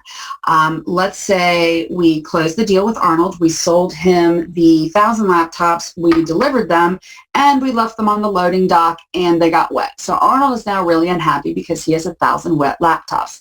So he contacts us through whatever channel we have created and he opens a case and he says, my laptops are wet. I have a problem. When that case is created, you can see that that case is tied to the Arnold Adams contact record because we want to know who at the account we are working with on this case. And then it is, of course, tied up to the account so I can see at the account level everything that's going on, who the people are I'm working with, what the deals are I'm working with, and any issues, problems, or questions they've brought to us. So that's kind of the standard relationship structure between those standard objects. A little bit of a different structure is the campaign and lead relationship. So campaigns are marketing initiatives, marketing efforts. It can be direct mail, social media. It can be old school, like a billboard on the side of the highway. It is a marketing campaign whose whole intention is to generate more business. So leads as an object, these are prospects, people that might do some business with us. They've expressed some type of interest. Leads have a relationship to campaigns, and you'll see that that relationship here is a dotted line relationship. And the reason it's a dotted line is that leads can be created out of campaigns. We could have I'm going to go old school, we can have a billboard on the side of the road. And so a prospect contacts us and says, hey, I saw the billboard. So that lead was generated via that campaign. And so I would create that lead record and tie it to that campaign. So we can do some analysis down the road, which of our campaigns are yielding the most leads that turn into accounts, that turn into revenue for our company. So I want to track that. The reason that there's a dotted line is that leads don't only have to come from campaigns. Leads can come from a million different places. It can be leads that are generated with cold calling. You can be at a trade show and somebody drops a business card in a fishbowl. I keep using that as an example. I think people still do that. I don't know. But leads can come a lot of different places. So that's why there is a relationship between those, but a lead doesn't necessarily have to have a campaign associated to it. It could be a trade show lead. It could be a cold call lead. So there might be a relationship there. So that is an optional field on the lead to tie it to a campaign. Whereas with a contact, when I create a contact, I have to attach that contact to an account. I don't want to create the contact as an orphan because if I just create a contact record for Arnold Adams and I don't tie him to the ABC Labs account, I have no idea where Arnold works, where he belongs. When I look at the ABC Labs account, I'm not going to see Arnold. So this is why your objects and records of those objects are organized like this so that you can see the relationships. And that's just a couple of examples. There are all kinds of standard objects out there. These aren't all of them. And you probably build your own custom objects. And those custom objects have relationships to other objects as well. So let's talk about viewing related records. When I'm looking at ABC Labs, so I'm looking at my account, I will see all of the contacts in my related section. So when I click on my related tab in Lightning, I will see here are my contacts. You see the first 4. If there's more than 4, you can always click on that view all link that's down there to see all of the contacts in a list view. So when you're creating a contact, as my child record example, when I'm creating that, we created Arnold Adams. This field here, this account name field, that's a lookup field. The lookup fields are used to create the relationship from the child looking up to the parent. And so when we created, when Matt Wilson created the Arnold Adams record, he made it a child of ABC Labs using that lookup so that we know that Arnold belongs tucked under ABC Labs. So let's talk a little bit more about leads as one of our standard objects. Leads are a unique type of object in that the whole purpose of a lead is let's qualify them, they're ready to buy something, and we want to convert that lead so it ceases to be a lead from the end user perspective, and we're going to convert it into an account, a contact, and hopefully an opportunity. You have the option of creating an opportunity when you convert a lead. So who you decide to let convert your leads, completely up to you. You might let all of your salespeople or your marketing people or whoever's qualifying your leads convert them. It's a really good idea to have a pretty strict set of qualification guidelines. You know, a lead has to meet these pieces of criteria in order to be converted to an account, a contact, and an opportunity, because I want my account list to be nice and clean. I want it to be people that are actually doing some business with us. I don't want it to be people that might do business with us. Those people stay over in the leads bucket. But the people that are ready to buy something, I want them to be accounts, contacts, and hopefully opportunities. If you have any custom fields on the lead, so let's say I have a custom field on the lead for region. I ask the lead what region they're in. They identify which region in the world that they're in. And when I convert that lead, I don't want to lose that custom field information. And so I want to make sure that my custom field for region is converting someplace. So that data is going over into a custom field on the account that indicates the region. So for fun, I'm going to show you what happens when you convert a lead. I'm going to convert a couple of different leads, and so you can see what happens to them and how that conversion process works. Again, you might not want everybody to convert leads. It depends on how your organization is organized. So let's go and take a look at my org, and let's go take a look at leads. There's a cool feature I want to tell you about. It just came out in the last release that was, a week and some change ago. So we know that every time you go to these tabs, your default is going to be recently viewed. And I haven't viewed anything in this org. This is a brand new, fresh org that was spun up for today. So recently viewed has got nothing. But recently viewed might not be what I want to be my default list view. So you can now change your default list view on an individual basis. So I can say whenever I come to the leads tab, I'd like to start at all open leads. So I go to the list view I want, and then I click the pin. I know this class isn't necessarily about learning new things, but I love that feature, and I'm so excited it's here. I've been waiting for it forever. So now everybody can pin whichever list view they like up top for them. So I'm looking at my list of leads, and let's see, we're going to convert this lead for Barry Bond. And so I've been working with Barry. He's ready to go. He's ready to buy. I've got all the information I need about him.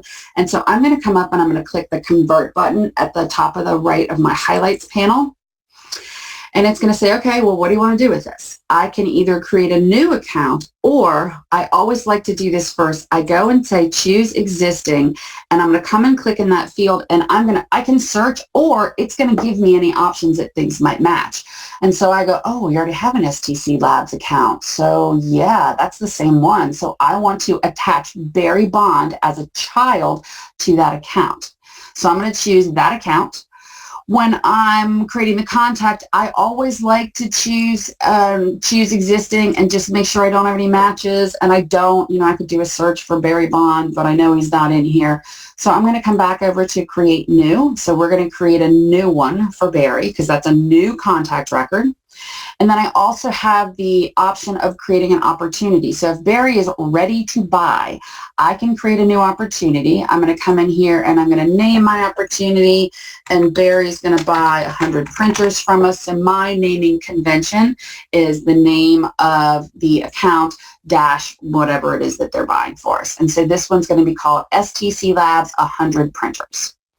So before I convert this lead, I'm actually going to make myself the owner of the lead, because right now the record owner is going to be the person that owns the lead, and so Marissa owned it. So I'm going to make myself the owner of these new records because we know about the importance of record ownership. And I'm going to click convert, and it's going to think, and the dots are going to dance, and then I have converted my lead. I didn't create a new account. I attached this Barry Bond contact record and the opportunity to the existing STC Labs account. All right, I'm going to go back to leads. I'm going to show you. So that is converting a lead where the account already exists. So I basically added a child. So now let's see, I'm going to convert, we'll do another Barry. Let's convert Barry Eichner at Big Store. Working with Barry Eichner, he's ready to go. I'm going to click the convert button and I'm going to check to see, no, I'm not getting any matches. I'm doing just a quick search, Big Store. Nope, I got nothing. I got a big nothing there. So I know Big Store doesn't exist. So I'm going to come back over and create a new record for Big Store. Terrible name. I can come and check to make sure that there's no matching contacts for Barry Eichner. Spelling his name wrong. I'm not getting any matches. If you get a match, it will show up here. So I'm going to come back over to, whoops, got to get rid of what I did. And I'm going to create new. So for this particular conversion for Barry Eichner, he's ready to buy, but he's not certain yet, so I don't want to create an opportunity. I can check this little box that says don't create an opportunity, so I don't have to create one at this point. Let's say I'm meeting with him next week, and then I can find out where he's going with this. I also can change and make myself the record owner or assign it to whoever would be the most appropriate. And I'm going to click the convert button. And this time my lead's been converted, an account was created and a contact was created, but no opportunity because I wasn't ready to go with opportunities. All right, so that is converting a lead, a couple leads actually. It's a little demo for you there. All right, so let's move on and talk about record types and business processes. So here again is John, our CEO. The accounts receivable department at Working Armor Bags, they've been tracking billing issues using the same legacy system that their support team uses to track customer cases. So we've documented what it is that they're tracking. We want to make sure that that is set up using kind of a similar system with Salesforce. We want to make it as easy as possible for them to make the transition over into our Salesforce org. So we want to make it as similar as possible to their existing process. So we're going to start by talking about record types. Every single object in Salesforce has a page layout option. So I can have multiple page layouts for the same object. Here I've got multiple page layouts for the account object. I've got a page layout for my customers that has information about the sales region and support plans and things like that. And I also have a separate page layout for the account object for my consulting partners. Because if they're a consulting partner, they're not buying support plans from us. I don't need to know what sales region they're in. So I want my users to have two different page layouts for the same object that have different sets of fields, sections, buttons, and related lists on them. So we have two different page layouts for the account object. If I want to give my user different page layouts for different types of accounts given different scenarios, I can use record types to do that. Because think about it this way. There is a fundamental rule of Salesforce that every object has a single page layout assigned to a single profile. And you can say that in whatever order you want. It's true. One page layout per object per profile. So what that rule says is my consulting user down here, when they are looking at accounts, because I have given them the partner account layout, they are going to see all accounts in that partner account layout. They're always going to see this particular layout, which makes sense for the majority of the accounts that they look at. But what if my consulting user wants to, they're working with the salesperson and they need to see the ABC Labs record. When they look at that ABC Labs record, they're still going to be seeing that record in that partner page layout. That's not great because I want them to be able to see the whole ABC Labs record as it relates to being a customer. So that whole backstory was to talk about record types. Record types let you offer users different page layouts and let you optionally segment pick list values for different business scenarios. So I can have two different record types. I can have a customer record type that uses my customer account layout, And I'm going to segment this industry pick list field. So this industry pick list field in my org has got, I don't know, something like 20 different pick list values. I want to give them all of the values except for consulting and education. Because if the account is in consulting or education, they're likely partners rather than customers. So I create a record type for customer account record type, give them the customer page layout, and segment the pick list value. Then I create a record type over here for partner accounts. I use the partner account page layout, and I can segment the pick list value. So here, when they click on industry, they're only going to see consulting and education. Those are the only options that are available to them. I like being able to segment pick list values because it will only give the users the values that make sense for that scenario, and it will definitely cut down on the possibility of user data entry error so that a user isn't going to accidentally create a customer record that is in the consulting industry, because those folks need to be partners. So record types, I'm going to throw a third thing in here that record types do, because they let you get around that one page layout per object per profile rule, and they let you segment pick list values optionally. The third thing I always throw into the record type discussion is that they really help you out with analytics. So if Allison, my VP of Global Sales, I know that one of my scenarios said she left. We're going to pretend she didn't leave. So Allison comes to me and says, I want to see all the new accounts that were created in the last month. And she's really only interested in customer accounts because partner accounts are not really part of her purview.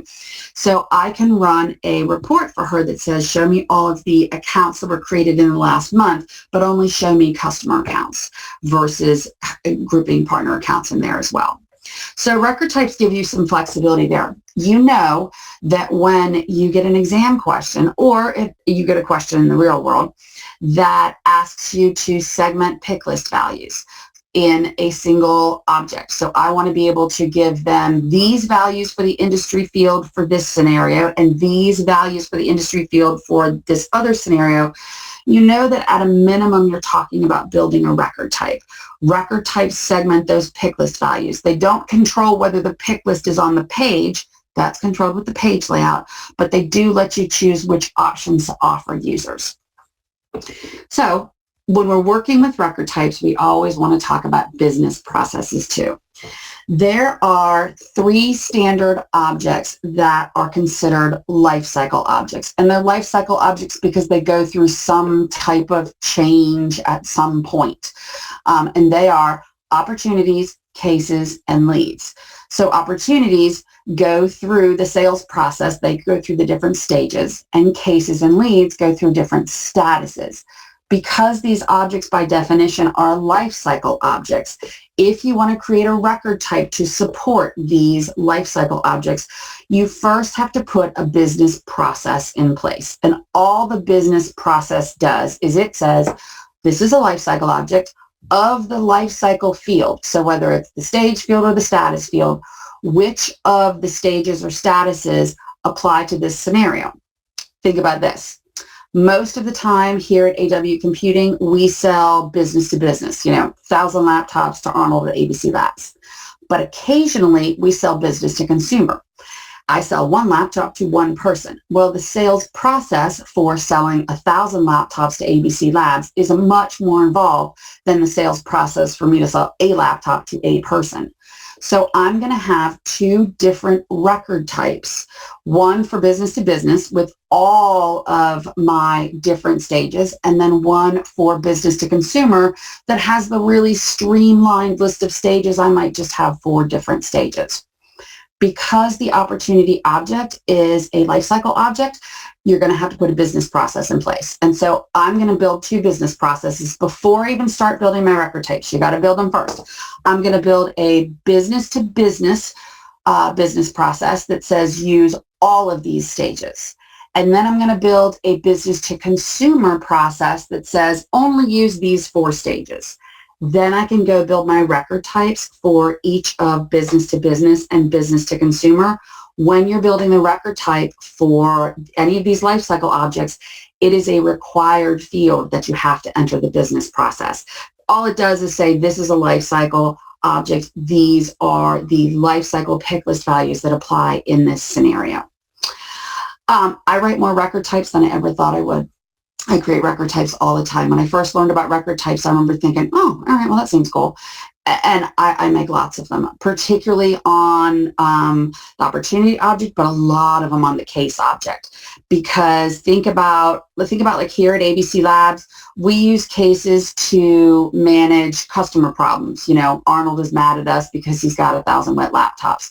But we also use the case object to handle internal cases, support cases, where one of our sales reps says, hey, I can't log in, something's wrong. They're both cases. Arnold has wet laptops, the user can't log in. They're still cases, but we need them to have very different page layouts and pick list values potentially.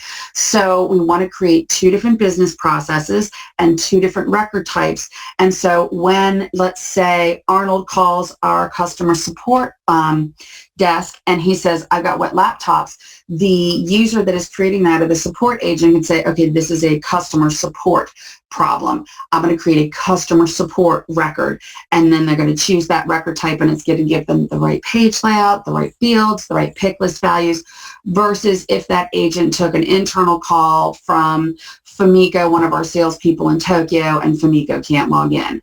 If that's the case, they're going to say, okay, this is an internal support record type, and they're going to get the right page layout and pick list values to help Fumiko with her login problem. You build a lot of record types and business processes to support them. So that's record types and business processes. Let's talk about securing fields.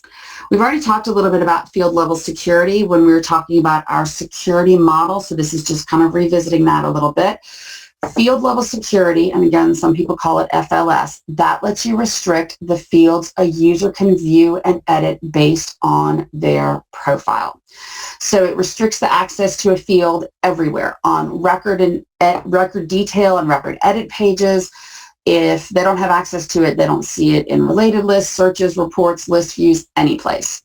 So both of these users are looking at an account. So on the left-hand side, Maya, who's part of my accounts receivable team, she's looking at the account. She sees this credit status field. So she sees the credit status field on the account. Matt, who's part of the sales team, he's looking at the same account. And even though he owns the account, he's not going to see that field because I've hidden that field from him using field level security. So Matt's never going to be able to dig around and find the credit status field because he doesn't need to see that for his job responsibilities. Okay. Now I've got another activity, and again, we've got some, I call them requirements, about what John would like us to do to set up our billing issue process with the Working Armored Bags folks. So he's given us some requirements, and we're going to do the same thing like we did before. I'll read you the requirement, we'll go to the next slide and build it out a bit. All right, so we're going to do these one at a time. First one we've got is that we want the accounts receivable users to be able to create and manage billing cases.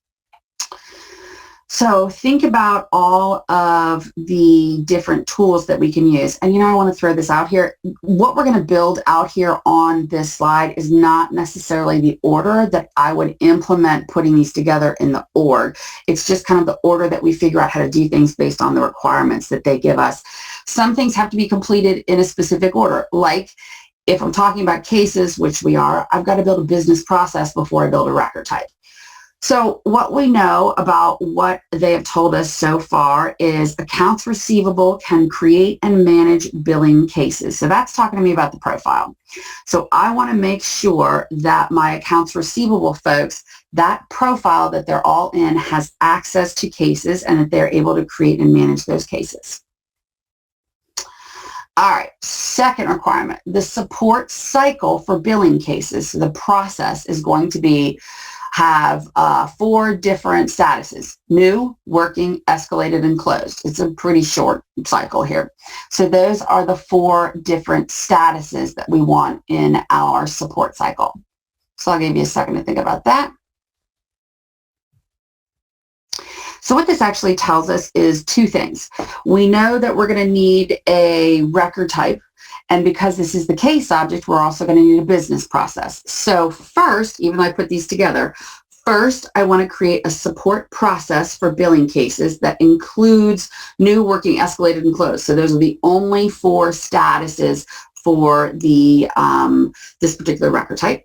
Then once I've built that business process, then I need to go and build the record type. So I build the record type using the business process. I always want to make sure that I've given those accounts receivable users via their profile the access to use that record type. And I do want to add, I did add one more piece here. Sorry, it all came together. Another piece that we learned with this requirement is that we want to make sure they have access to that record type. All right, third one, and this actually has some sub-requirements. So the third requirement that we have is that billing cases capture the same information as support cases, except for a couple of things. Billing cases don't need to have a bug number or a product. That is not relevant to a billing case. So, I'll give you a second to think about that one.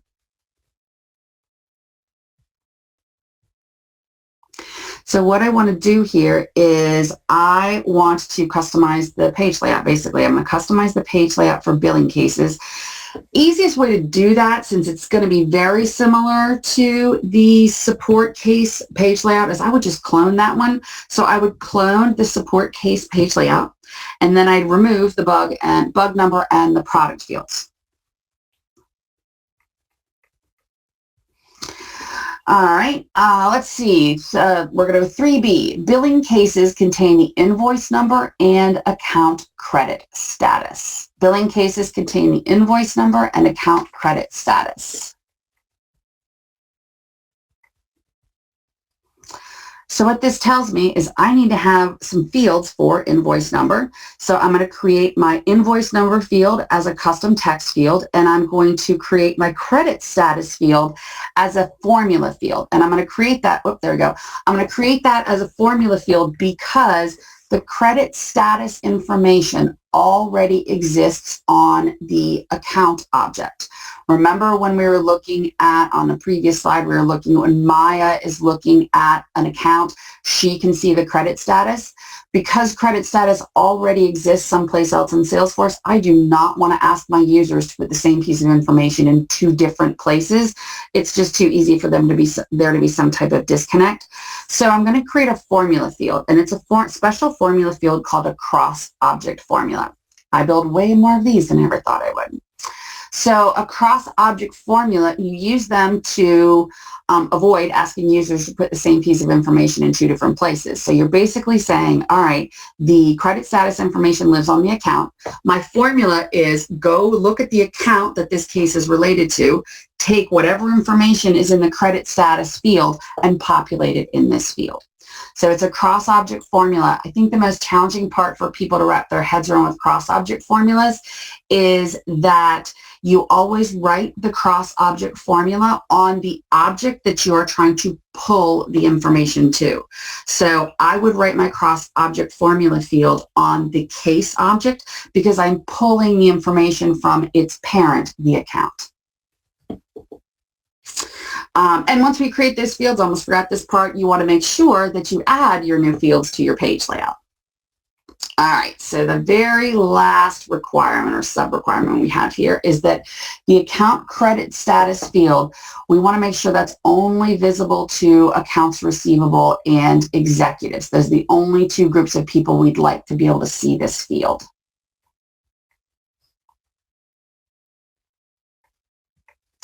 So what this tells me is I need to restrict the field level security for the credit status field. So that new field I've created, that cross-object formula, I want to make sure that it's only visible to accounts receivable executives.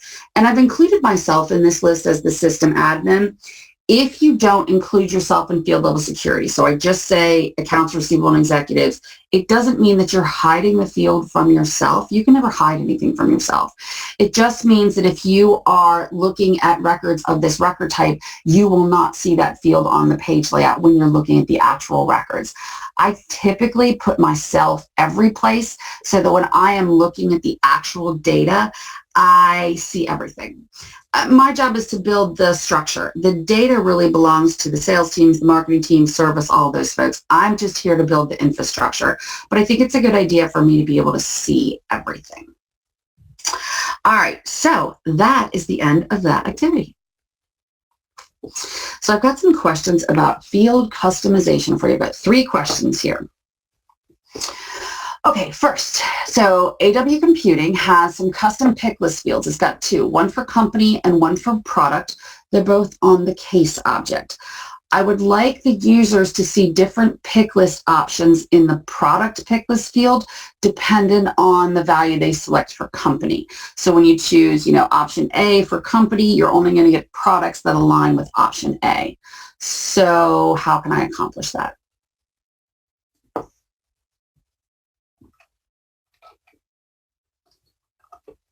What I'm going to do is I'm going to build some independent pick lists. So you build your pick list first. We've already got the fields for company and product. So I'm going to build a dependency where company is my controlling pick list and then product is dependent. And so based on what they choose in company, they're going to only get the products that align with that company.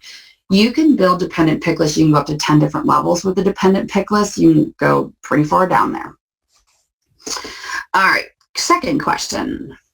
AW Computing wants to delete a custom field that they previously created on the case object. So what do you want to think about before you delete a field?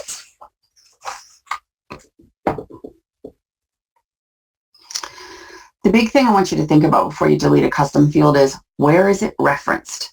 You can't delete a custom field if it's referenced someplace else. You can't delete a custom field if it's referenced through, by a field update or Apex.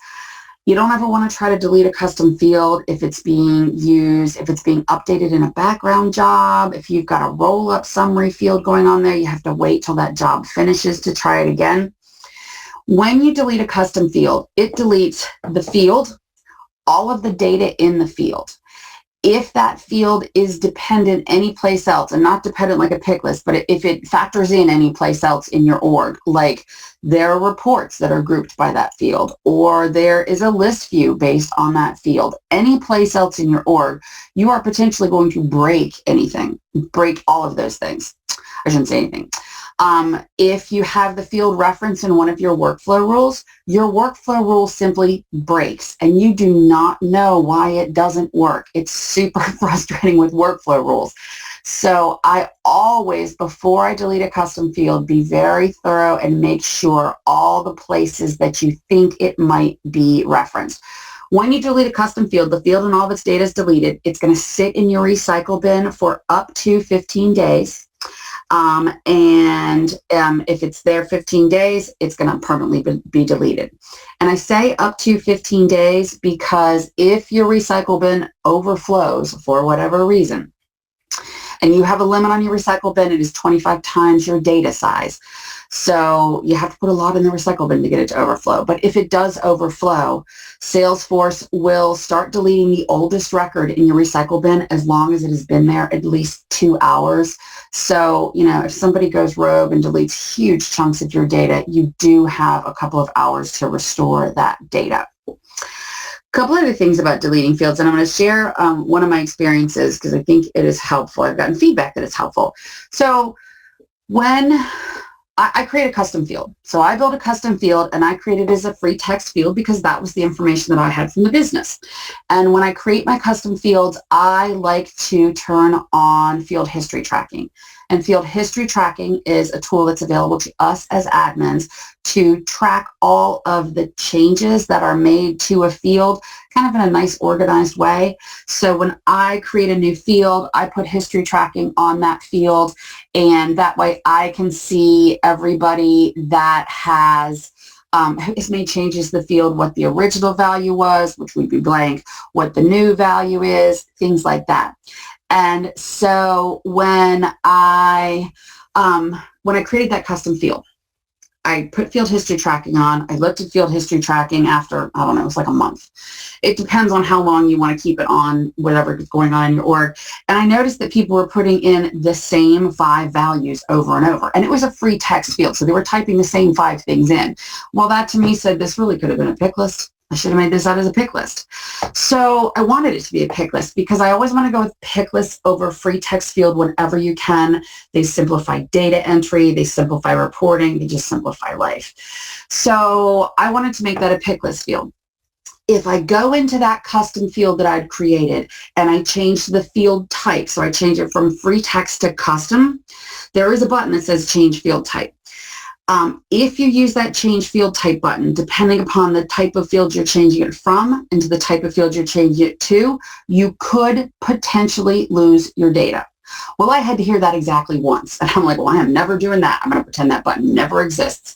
So here's what I did, is I created a second field. And I created a second field. I gave it the same name. I actually went and renamed the first field. So I created a second field, called it exactly the same thing, made it a pick list field, and I put those 5 values in my pick list. Then I used one of my data management tools. I could use the import wizard. And I took all the data that was in the original free text field and sent it over into my new pick list field. And then what I did is I pulled my pick list field off my page layout, hid it with field level security so nobody ever saw it, and I actually changed the name of the field. There's different naming conventions that you can use. I personally just put retired after the field, and then in the description I explain why I retired the field. And then I put my new pick list field in exactly the same place on the page layout, made sure folks had access to it. Most of the time nobody notices. Every once in a while somebody go, oh, was this always a pick list or always a drop down? But it's really not important. For me, that original free text field, I don't need it anymore. I personally do not delete it because I might, for some reason, need that data someplace else. There could be a reason. I don't know. I'm really conservative with this. So I just leave that field. It says retired on the field. I know I'm not using it. I've hidden it from everybody. Nobody can ever see it. The only time I would ever actually go in and delete a field that I had retired, I'm using air quotes, you can't see it, retired from the user interface, is if I hit a ceiling.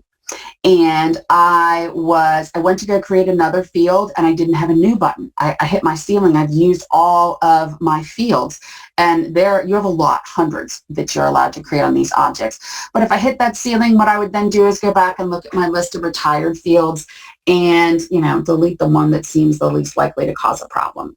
So for me, and I'm just projecting my anxiety onto you with this, I don't delete custom fields. If I built a field and one user put one piece of data in it, there is some value. Even if I take that data and put it someplace else, I still hang on to the original field, particularly if I don't take that data and put it someplace else. Maybe the business comes to me and says, yeah, we're not really going to track, business subunit anymore. Just get rid of that. Well, if somebody's put data in business subunit, I'm going to pull it off their page layout. I'm going to hide it with field level security, but I'm hanging on to that field because somebody put some data in it. Okay, that was my really long explanation about deleting custom fields. Just be careful. Look every place that they could possibly be referenced, particularly look in your workflow rules, because your workflow rule just breaks. You don't know why. It'll make you crazy. All right, third question on field customization. It's been so long, my screen won't advance. There we go. Okay. So AW Computing has a couple of custom fields. They have one called Has Support Plan. It's a checkbox. And they have one called Support Plan Expiration Date. It's a date. And they're on the account object. They want this information to be displayed on case records because it's really helpful to the customer support agents if they can see when they're creating the case, do these folks have a support plan? When is it supposed to expire? So what tool would you utilize there? You're talking about cross-object formulas here because the data lives on the account. I want it displayed on the case, and I also want it updated because what if they, re-up their support plan and the date updates? I want that to be updated. So I'm using a cross-object formula. I'm actually going to build two. I'm going to build a cross-object formula that has the Has Support Plan checkbox, so it'll show them if it's checked or not. And I'm going to build a second one that shows the support plan expiration date, and it will populate with the support plan expiration date. Okay, so that is the end of the field customization piece. But you know what? I want to tell you something else while I'm here and I'm thinking about it. There was a really good discussion in the cohort with the Monday session, so you're going to want to go back and take a look at that. about another type of formula field, and that is a roll-up summary field. Roll-up summaries are a different type of formula field that will calculate children. They calculate the number of child records, or they can calculate data on the child record. I build a lot of these roll-up summaries. Think about this. If I'm looking at, and I'm going to go over into my org so you can see it, and I don't have a roll-up summary on here, but I want you to see where we go. So if I'm looking at my accounts and see my recently viewed as where I'm pinned, if I'm just seeing Big Store in STC Labs, I'm going to pin all accounts, and I'm looking at my ADC Labs account. So up here in the highlights panel, this is going to show me like high level what's going on with ABC Labs. What would be really nice is if I could see right here all the open opportunities we have, or not all of them. I see how many open opportunities we have, what the total value of the opportunities we have are, and how many open cases we have with ABC Labs.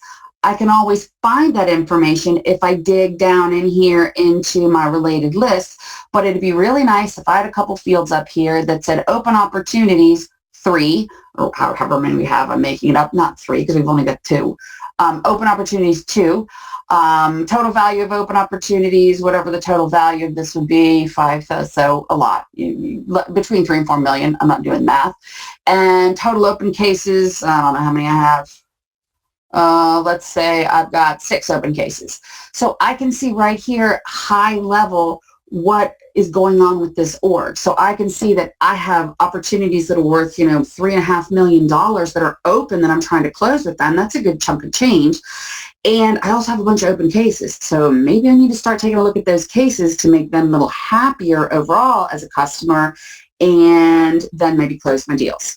So roll-up summary fields are fields that we can create, and they don't just have to be added up here in the highlights panel. I just tend to use them there. They can be here on the details, but personally, if they're in the details, they had to dig down to find that information anyway. So roll-up summaries are going to calculate either the number of children, how many open cases do you have, or the total value of. Show me what the total value is of all of my open opportunities. There is a really good post out in the cohort, and I want to say that Caitlin posted it on Monday with a little blurb about the difference between formula fields, roll-up summaries, and a little bit about lookups and master detail relationships, and she linked out to some really good information about that. So definitely take a look at that. Like I said, it was Monday, so you might have to scroll because you guys have been super active today. Or you can use the search feature, just do a quick search for lookup and see all the places lookup, roll up was in there. So I just wanted to point that out because it's important to understand what those are. Again, you're not going to have to write them. It's a multiple choice exam, but you're going to need to know what they are and when you would utilize them. Okay, so that's it about customization.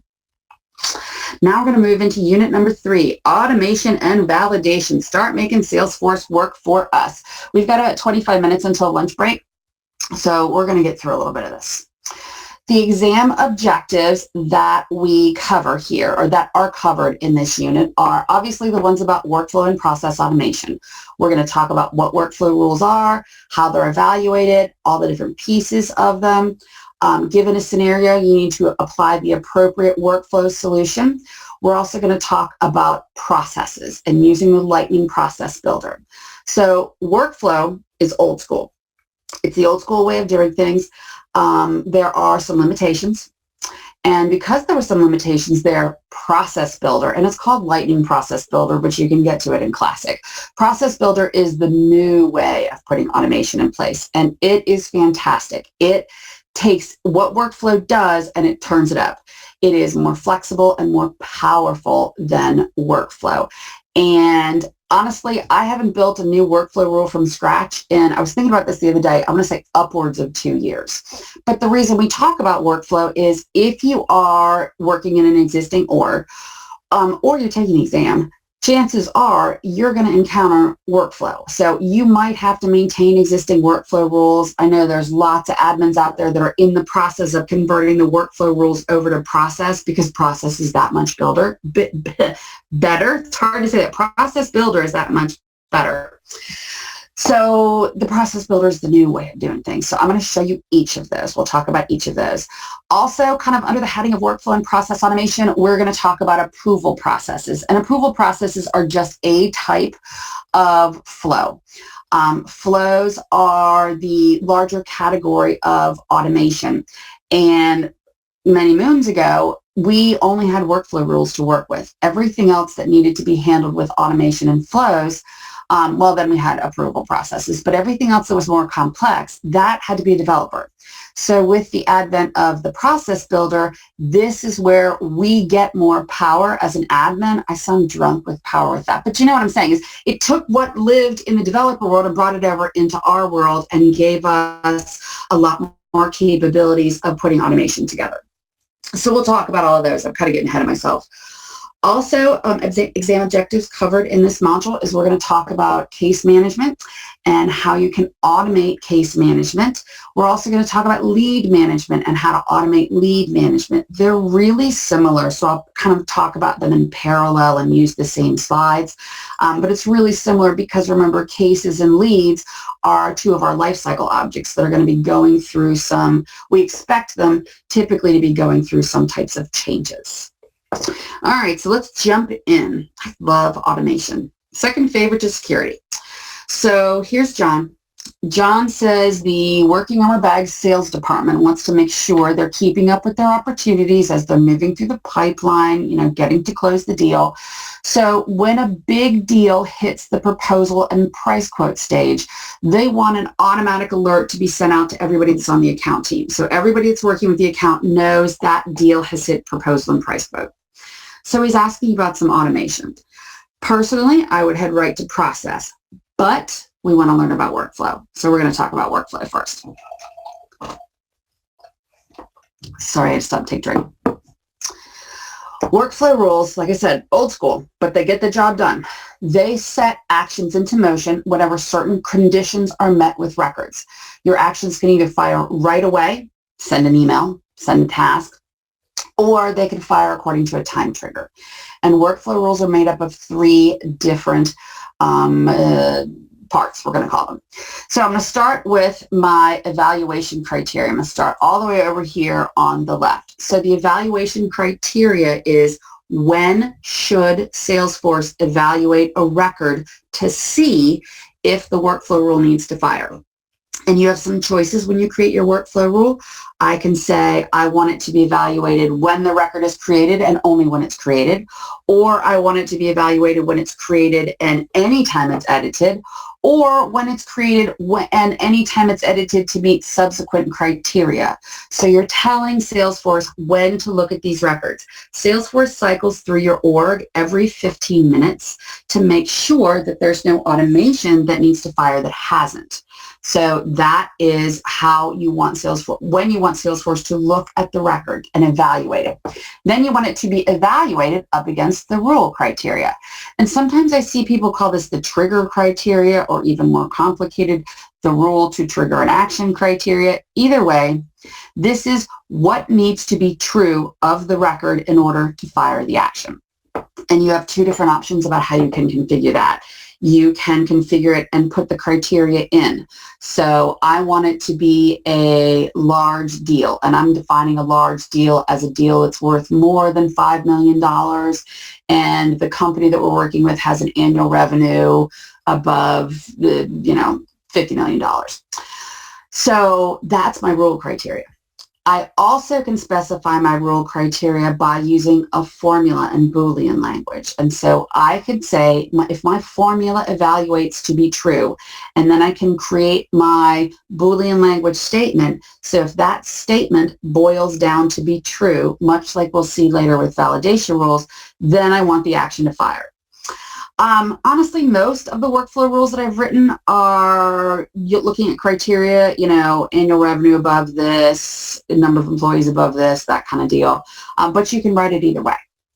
So Salesforce evaluates the record when you tell it to, and it evaluates it up against your rule criteria. If that rule criteria is met, so yes, this is a deal that's in the proposal and price quote stage, and it's a big deal, it meets all those criteria, then I want my actions to happen. And a workflow can take 4 and only 4 actions. And I'm going to talk about each one of these. And the actions can either fire right away or they can go on a time trigger. And you create the time trigger, because I can say, I want a task to go out, one day after the case is closed for my dedicated or my account owner to follow up with the account. So that would be on a time trigger, but the actions themselves are the same. So the actions that we're going to talk about, first one I'm going to talk about is a task. And I'll tell you, this is the hardest one for people to wrap their heads around. A task is a to-do item. Go call the customer, go send them an email, go fill out a form, go do something. You need to go do it and check it off. So a task can only be sent to a single user in Salesforce. Think about this. If we have a workflow rule that says, send a task of go call the customer and follow up with them, I only want that task to go to one person. I don't want it to go to everybody on the account team or everybody that's in my sales team, because I don't want a million people calling the customer because they'll think we're crazy. So instead, a task can only go to a single user. And why I'm kind of perseverating on this one is, as admins, when we create the action, we are able to choose who the task goes to. And we can choose to direct the task to either an individual user, or we can direct the task to a role, so a role in the role hierarchy, or we can attach it, or we can direct the task to the record owner or record creator or the team role. So we have options of the different ways that we can configure these tasks. So think about this. So we have a task that says, go follow up with the customer when, I don't know, something happens. And when we create that task, we send that task to a role, and that role is Global Sales Manager. So when the record meets the criteria, the case is a high priority. So when that record meets that criteria, that task goes, okay, I got to fire. So I need to go to the Global Sales Manager role. And there's 20 people in that role. Well, Salesforce is not going to send that single task to contact the customer out to 20 people. So it is going to stop itself, and it is going to automatically revert to send the task to the owner of the record that fired the rule.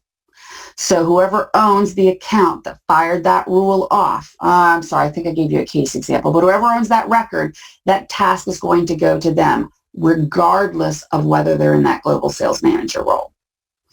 And this is really tough for people to wrap their heads around, because they think, well, then why on earth am I able to create a task that goes to a role? Well, I might want to be able to create a task that goes to a role that's only got one person in it.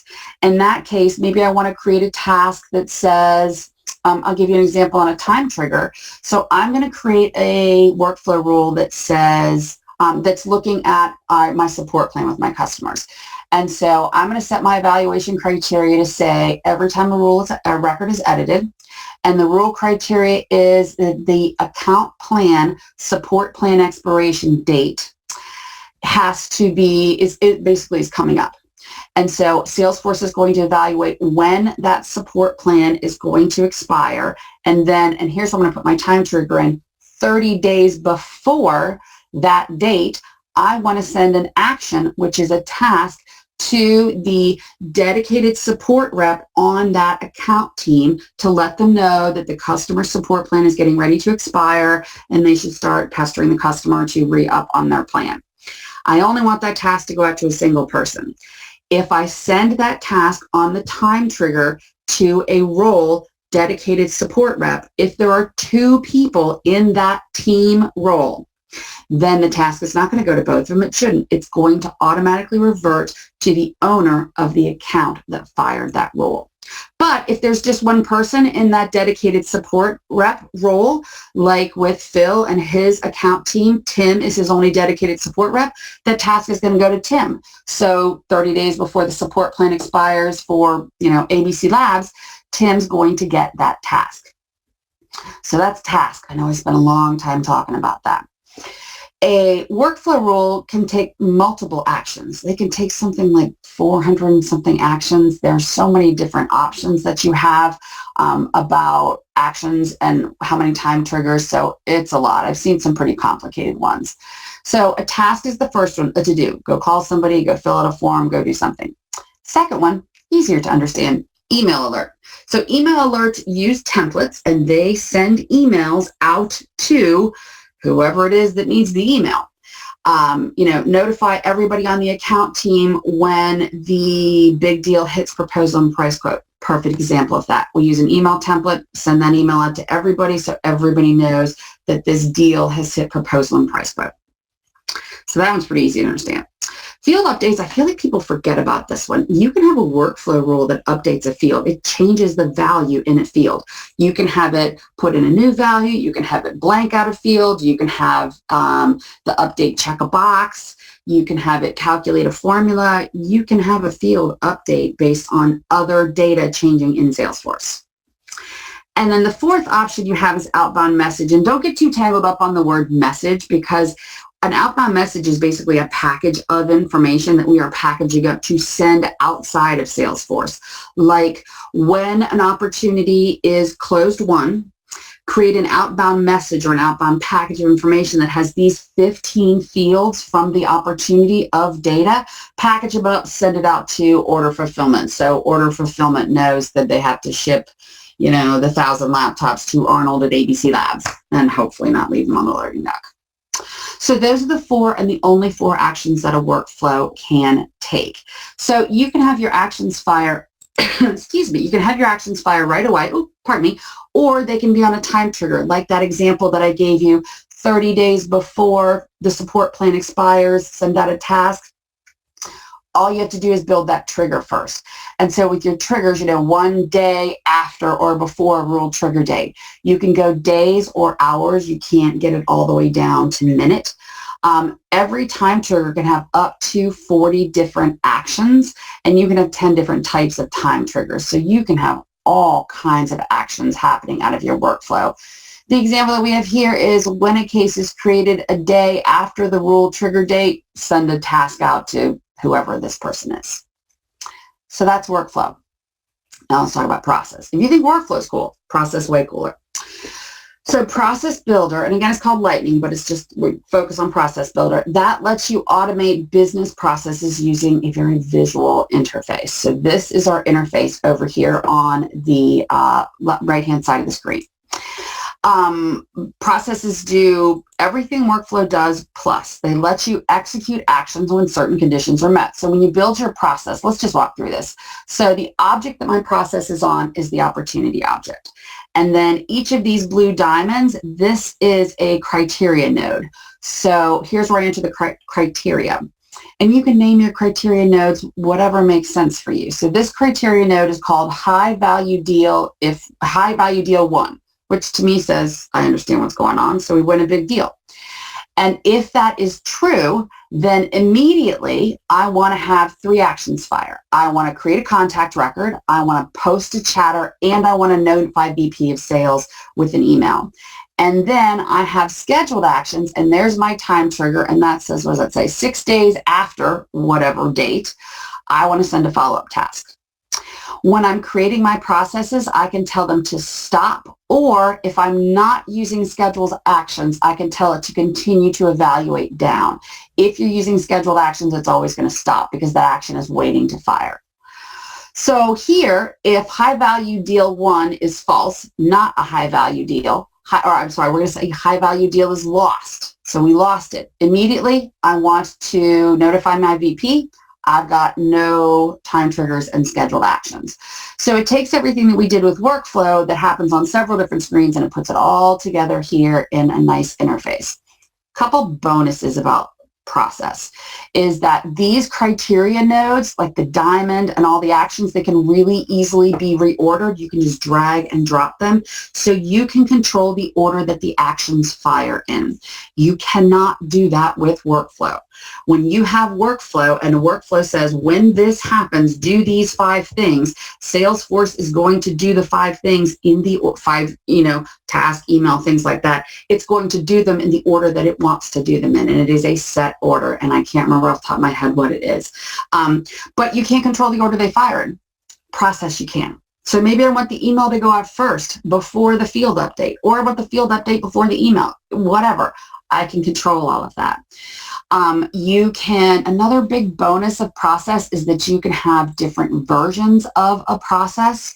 So you can only have one on at a time. So if I have a process that says, that I built for my VP of services that says he really likes to get an email when we get a case for a really big customer, and he defines what a big customer is, more than 20 million in revenue and more than 5,000 employees.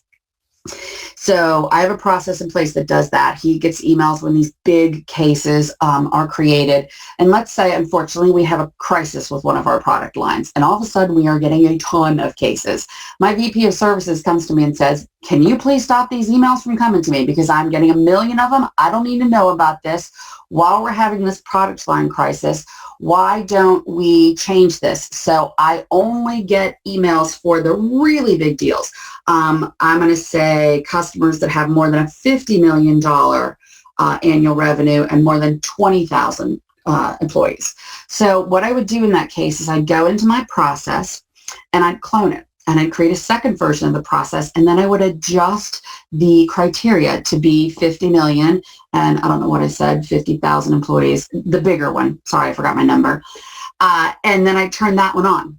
When our product crisis is over and my VP of services comes back to me, all I have to do is turn off the second version and turn the first version back on. If I had done this with workflow, I would have to go and edit it and then re-edit it back. So you can have multiple versions of a process built. You can only have one running at a time. All right, a couple other things about process. Here are some really good use cases for process. So with process, you can send an email reminder to the account team if a high-value opportunity is still open 10 days before it's supposed to close. You can do that with workflow. I think it's easy with process. This one is cool. You can have a process that updates all of the mailing addresses on all child contacts when the address is changed at the account. So let's say ABC Labs moves their corporate headquarters, and I have 20 contacts for ABC Labs. Before process, I would either have to have a developer come in and write some code, or I would have to go and update all of those contact records, however I want to do it, either manually or some kind of data load. I can write a process that says ABC Labs changes addresses, change all the children that have that same address. So that's a big one with process. Another really big one is processes can create records from scratch. So workflow only creates task records, but process can create records from scratch. You can have it create order records. You can have it create different types of records. You can have it create notifications. There's a lot you can do with process. All right, so let's do the last slide here. Process supports everything workflow does plus more. And I say that even though there's a note at the bottom that says workflow supports a subset of these actions: task, update field, parent record, update field, or send an email. If you look at the list of actions that are supported by process, you don't see outbound message. So technically, process doesn't send an outbound message as we kind of classically think about it, but it does do call Apex. So if you go with, where are my tools? If you go with call Apex, basically it's custom code. So it's custom functionality using Apex language. It does the same thing as outbound message. So when people say, well, but process can't do everything workflow can. Yeah, no, it can. So process can create a record, so I can create a new record from scratch, create an order record, create a new account record, whatever I need created. It can update existing records, which workflow can do. It can send an email, which workflow can also do. This one is again unique to process. It can post to Chatter. So I can have a process that says when an opportunity is won, I want there to be an automatic post to the Chatter profile of the person that won the opportunity that says, hey, I just won this opportunity. Use Chatter to get people excited about sales. Process can also use a quick action. It can use an object-specific action or a global action to do several different things. It can create a new record, which we already know. It can update a record, which we already know. It can also log a call. So I can have a process that says when my user says they had a call, or they click on a button and they say they had a call, that's going to automatically take all the information that they put in there and update it into a log a call record. Another big one that Process has is it can launch a flow. And remember I said flows are more complex automation. So processes can be invoked either when a record changes, or you can choose to invoke them from another process. So you can launch a flow, and approvals are a type of flow. So an approval process, and we'll take a look at those after lunch. So an approval process is just what it sounds like. Right now, before process, if a user wanted a record to be submitted for approval, they would have to go and click on the Submit for Approval button. We can write a process that says when these values are true of a record, automatically submit it for approval. So that automates some of that for them. So this is everything that process can do. All right, I got one more slide and we're going to call it for lunch. I know I got 3 minutes here, but I want to do this last slide because it'll make sense. So here's what I want you to think about, and I'll populate this in a minute. We want to send an email alert to the account team when an opportunity that's worth more than $200,000 hits proposal and price quote. So that's what John's asked us to do. He says big opportunities, we're going to say more than $200,000 hits proposal and price quote. So what do you want to do?